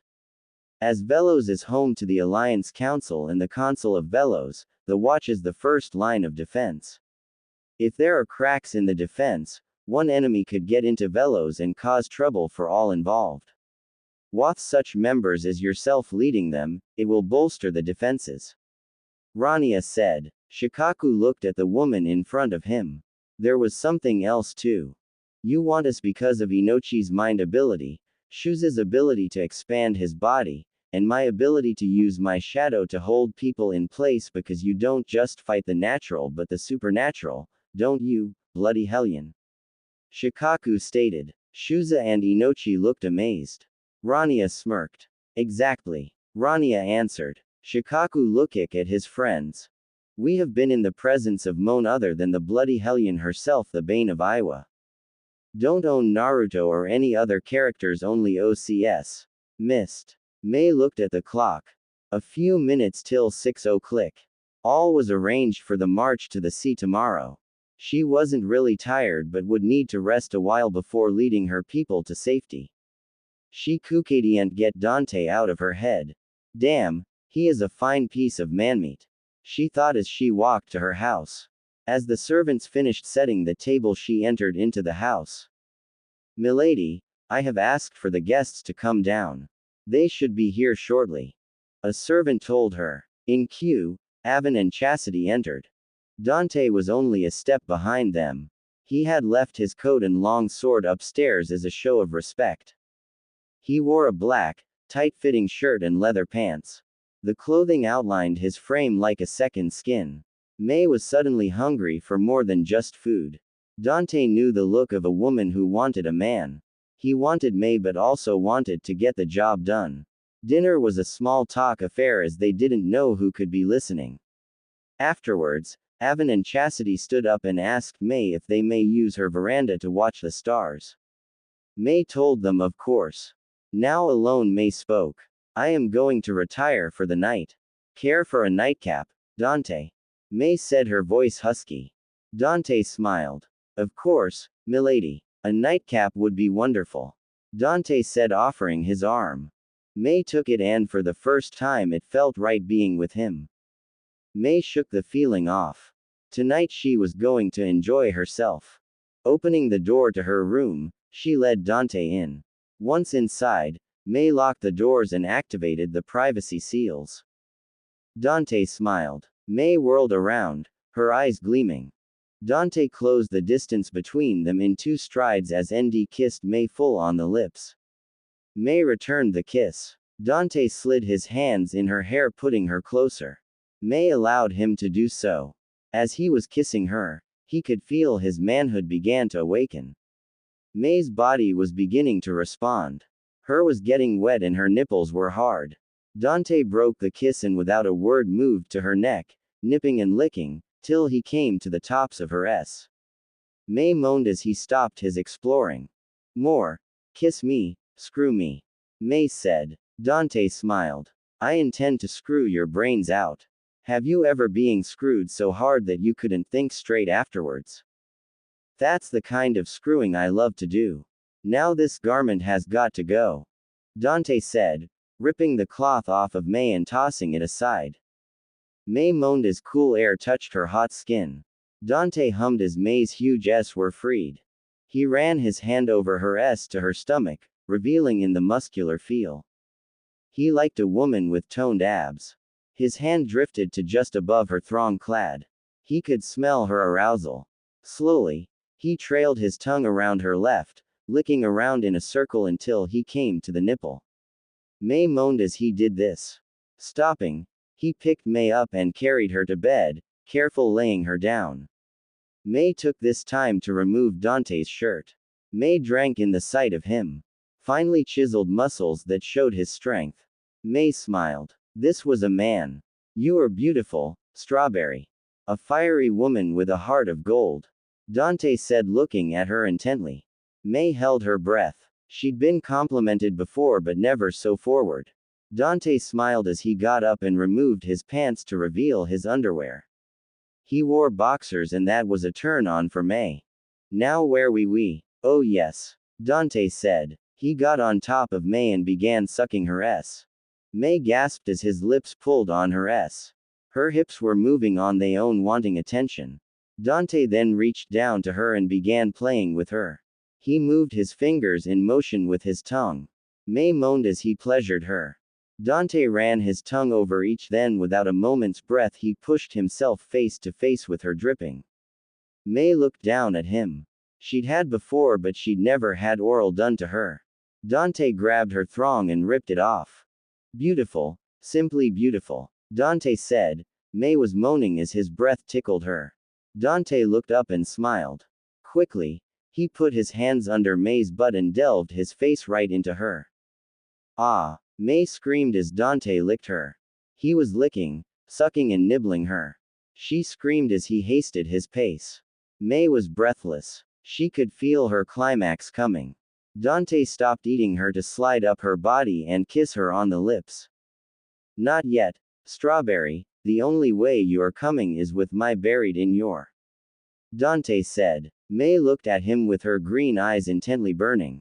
Well, why don't I return the pleasure you just gave me? May said. Dante was somewhat confused until May flipped him onto his back and got on top of him. My turn, May said, running her hands over his chest. Dante grinned. He loved fiery women and May was all fire. May smiled as she kissed his chest and nipples. She nibbled at his nipples, but that wasn't what she wanted. Sliding down his body, licking and kissing, she was in front of his throbbing covered erection. Without a word, she removed his boxers to come face to face with his 9-inch erection. May licked her lips. Just as I thought, well endowed. I wonder how does it taste? May said, looking at Dante with green eyes burning. Dante smiled. May licked the head of his, making Dante moan. May then grabbed the base of his and began jerking it. Dante growled at the sudden movement. May smiled. His was burning for more. May then placed her lips around the head of his and began to suck. Dante grabbed her hair in his hands. May hummed around the head, then opened her throat and took in 6 inches of his. Dante grunted. Damn, Strawberry. Your mouth is amazing. Dante hissed out. May hummed and Dante felt himself starting to climax. May backed off, sliding up Dante's body to kiss him again. Now you know how I felt. May said. Dante grinned and hooked a leg behind her legs and rolled her over. Now, the main attraction. Dante said, kissing May. May moaned as Dante rubbed his against her. Dante loved a fiery woman and this one was a beauty. He began kissing her, gently pressing his head against her opening. May gasped and relaxed. Dante then pushed his to the hilt. May was seeing stars as she was filled. So big, so good, May thought as she felt him inside her. She bucked her hips to let him know she was ready. Dante slowly began to push in and out of her, going slow to let her get ready for the hard ride. As her breath quickened, so did his pace. Soon, Dante was pounding May's like a man possessed. May was laying there, her hands balled in the sheets, mouth open, and eyes rolled back in her head. Dante smiled as he felt her began to climax. He was going to push her over the edge and then pull out, but felt May's legs clasped behind him. You will not deny me the feel of your climax. I don't care if you do knock me up, it's too good to miss. May said, voice husky. Dante smiled. Well then, Strawberry. Let's cross that road together. Dante said, increasing his speed to a breakneck pace. May moaned as she felt her body react. Dante smiled as he felt his climax close. Oh my god, so good. Deeper. Faster. Coming. They both yelled at the same. May felt Dante's seed fill her as he slumped over her. Dante felt May milking him for his seed. May looked at Dante as he gently pulled out of her and laid next to her. May was wondering why he didn't leave like the others did. Dante spoke. You are beautiful, Strawberry. The way you care for your people and the way you would do anything to protect them. But you act like you expect me to leave you. What we just did isn't a thing of the flesh. It is something that two people who attracted to each other do. Any man who doesn't stay with a woman afterwards isn't a man. He's a coward. Besides, I prefer to stay in good company. Avon and Chastity, while good company, need time to themselves too. Dante said, his blue eyes on May's face. May looked at Dante. What a man. I haven't really had much luck with men other than having. I lose my temper and either kill them or scare them away. Men do not like powerful women. May said bluntly. Dante shook his head. You will find out, Strawberry, that where we are going women like you are indeed wanted. A real man likes a powerful woman at his side because he needs someone he can trust to keep him going. Dante said, wrapping his arms around May and pulling her close. May was surprised at the motion but settled into his arms after hearing what he said. May was getting sleepy but she spoke before falling asleep. Maybe I can be that woman for you, she said sleepily. Dante pulled May into his side, smiling. I hope so, my strawberry. Dante said, falling asleep. Outside on the veranda, Chastity smiled. Avon looked at her. Why are you smiling, love? Because, Avon, a beautiful love has begun to bloom. Who knew with all this unpleasantness happening, a beautiful flower blooms? Chastity said. Avon smiled too. We should really get some sleep. Tomorrow is going to be quite the day for this village. Avon said, taking Chastity's hand and going to their room. A distance away, a man dressed in a red cloud cloak stood in front of his remaining fighters. Tomorrow night we attack and take the Mist Village. We will then wait our time until the One Tails and the Nine Tails return here. Pain said. The group around him nodded. Conan stood still. Toby wants them now. Toby wants to play. Toby chanted. Pain spoke. We will get them in time. As is, we must not go after the others until we have strengthened our ranks once again. Pain said, fading away. The rest of the group began to laugh. It chilled Conan to the bone. Nagato, what have we done? Dante was holding May as the shore faded. He understood what she was going through. As they just stood there, Dante's mind faded back to when he had to do the same thing. Flashback. Dante lay in the alley, rain pouring over his body. A sinister laugh emerged from the dark. Did you think that I could be so easily defeated, brother? Your abilities and mine are the same. You will die by my hand. Slowly, painfully, then I will take up the relics that you have collected as well as our father's sword. The bullets I shot you with are laced with an unique poison that react to demon blood. Very expensive. Not of this world. You will suffer. You will scream. You will die. Then you will burn in hell. Virgil said coldly. Dante couldn't move. The searing pain was spreading. Bâtard. Dante said. Virgil laughed. Soon, brother, soon. I am the better one. Virgil said. Suddenly, another voice cut through the darkness. I thought I was cold-hearted. Killing your own brother with Demon's Bane. How heartless. A voice said. Who the hell are you? Sir Integra Helsing. This gentleman beside me is Alucard. A bitch. And a little lap dog. How boring. Virgil said. Suddenly, a cold chuckle chilled him. Lapdog. No, maggot, I am the warrior of the Helsing family. I will kill anyone who dares to harm Sir Integra or anyone she considers friend. Alucard said. Virgil was pissed. Die, scum. I am the more dominant player in this game. I will kill that brother of mine and you. Virgil said, charging Alucard. Alucard looked at Integra. As you wish, Sir Integra said. Alucard flew into Virgil. Virgil then realized he wasn't facing just anyone. Alucard dodged his attacks easily. While distracted, Integra got to Dante. Demon's Bane poisoning was apparent. Just breathe. Don't close your eyes. Integra said, kneeling beside Dante. Dante was in pain. Integra looked at the shadows. Sarah's, find Walter and bring him here. Yes, Sir Integra. Sarah's Victoria said, rushing to find Walter. Virgil was angry. Alucard was laughing. Stay still, you hole. I am the son of Sparta. I will kill you then finish my brother off. Virgil said, pulling his sword. Alucard laughed. Alucard, finish it quickly. We have to get this boy to dock ASAP.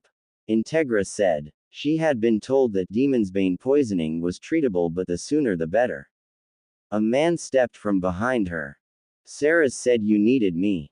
Oh dear, Demonsbane poisoning. Walter said. Alucard started laughing. Virgil's face was bloody. Alucard raised his blood-covered hand. You bastard. Kill you. Alucard, kill the Cretan already. This boy needs help now. Integra snapped. Alucard grinned. Before Virgil could even blink, Alucard grabbed him by his throat. Virgil couldn't move. Sparta was a true warrior. You are not worthy to spit on the ground he walked on, much less call him father.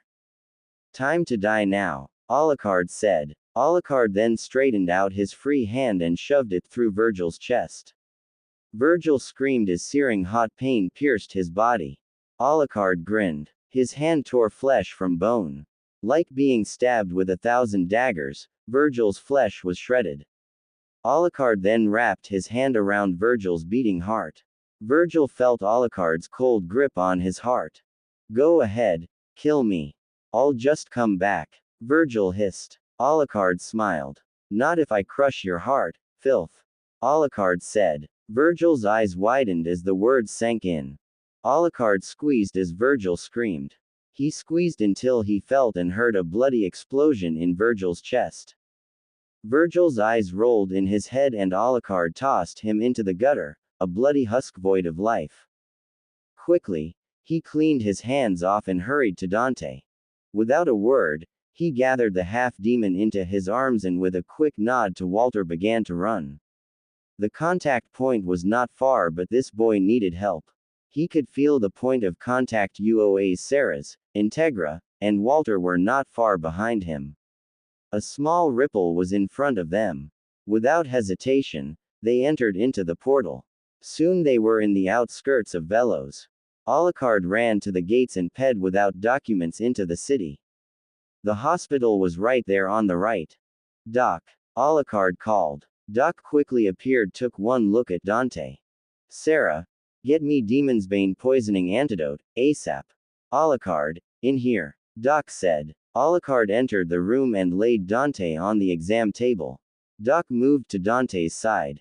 3 bullet holes were apparent in his chest. Those have got to come out.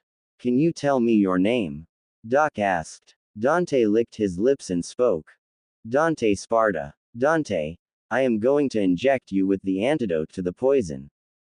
It most likely will knock you out. These bullets will have to be removed then. Demonsbane is deadly to most people but has a painful effect on half-demons. This will hurt, Doc said as the nurse handed him the antidote. Doc quickly injected him with it. Dante felt a burning pain, then felt conscious slipping. Before he could even blink, he was asleep. Dante woke up with a start. Pain rippled through him. Not a dream, he thought. A voice broke his thoughts up. Welcome back. I must admit I was a bit concerned about you as you slept. You took in a large amount of Demonsbane. Luckily I was able to remove the bullets and stop the flow of poison to you. An inch higher and you would be dead now. Doc said as he stood near Dante's bed. Dante grimaced as a bitter taste was in his mouth. A nurse helped him to drink. Dante spoke. Exactly where am I? Another voice spoke up. You are in Velos, Dante Sparta. The voice said. Dante grinned. That voice he knew. Well, long time no see, Sephiroth. Wondered where you disappeared to. Dante said as Sephiroth sat beside him. I have others to attend to. Sephiroth, do not overtax him. He is still recovering. Doc said. Sephiroth nodded. Doc left. Sephiroth looked at Dante. How the hell did Virgil shoot you? I've seen you dodge. Sephiroth said. Dante looked at him. Somehow, he was able to. How? Some sort of gun. When he came into possession of it. Who knows? He's dead now. The tall man crushed his heart so he can't be reborn. Why are you here? I thought after that mess, you were killed. Let's just say I learned something new. The whole thing was a joke on Cloud and myself. A ruse to promote stocks. Oh, we came here. Sephiroth said. Dante, you won't be able to go back home. There is a bounty on your head. Alucard, the tall man who killed Virgil, brought your stuff here. Lady has been paid off. The blonde woman said she was going with her. So, I've gotten our boss's approval to ask you if you wanted to join the Demon Brigade or the Slayer Brigade. Sephiroth said. Dante's eyes were clouded. He had lost his home but saved his life. Sephiroth could see the war going on inside him. I need to think. I mean, this is a lot to take in. In one night, my world is flipped around. Dante said. Sephiroth nodded. He got up to leave. Dante, you would be accepted here. The consul, the leader of Velos and the Alliance, has offered those who want to live their life to do so. I have been able to regain myself by living here. I will see you later. Sephiroth said. Dante watched him leave and then fell asleep. End flashback. Dante felt May move. She was still upset. I have been through what you are going through. You are a beautiful woman, Strawberry. Your people trust you. You've proven that you are a warrior. Dante said. May still wanted to cry. It was nearly mid-afternoon. The mist nins and civilians were settling down. Only about 1/4 of the mist people came with them. The others were all for the bloodline purge. May smiled. At least some people still believed in her. Dante held her tightly. May felt content, warm, happy. She knew now that the path that was before her was her own destiny and that she was going to show her people how to live life. Dante, are you going to be there? May asked softly. Dante turned her around to face him. Her green eyes met his blue ones. The answer May seen was all she needed to know. Suddenly, everything was better. The past was the past. Now she had a future, her people had a future, and there was at least one man who would be there. Sephiroth looked down from the bridge of the ship. He had just finished speaking with Avon about the march. The Capitan stood at the wheel. He was curious as to how the daimyo could sell out a village completely. He'd been led on a wild goose chase. Made to believe he had to fight Cloud, that his way was the only way. Of course, a fist from Sesumaru had set him straight. Now, he was a mentor to Cloud and he was a good friend. Milord, the lady has sent word that you are to go straight to Velos. She wishes the water nins to be brought safely to Velos, a steward said. Sephiroth nodded. Captain, proceed with all haste home. My wife will be pleased to see me. And Lady Rania has ordered so. Sephiroth said. The captain turned the dial to full speed ahead. Sephiroth looked at the couple on the railing. Careful, Dante, she's not like the other girls. I dare say you have finally found your angel. Sephiroth thought as the land of mists disappeared into the ocean. Velos. Rania sat at her desk. Sephiroth had sent messages that all was well. They should be there by mid-morning. She was grateful that they were safe. Suddenly, a chill went up her spine. Rania was to her feet. She was almost to her door when the shout came. All on alert. There has been an attack on the north wall.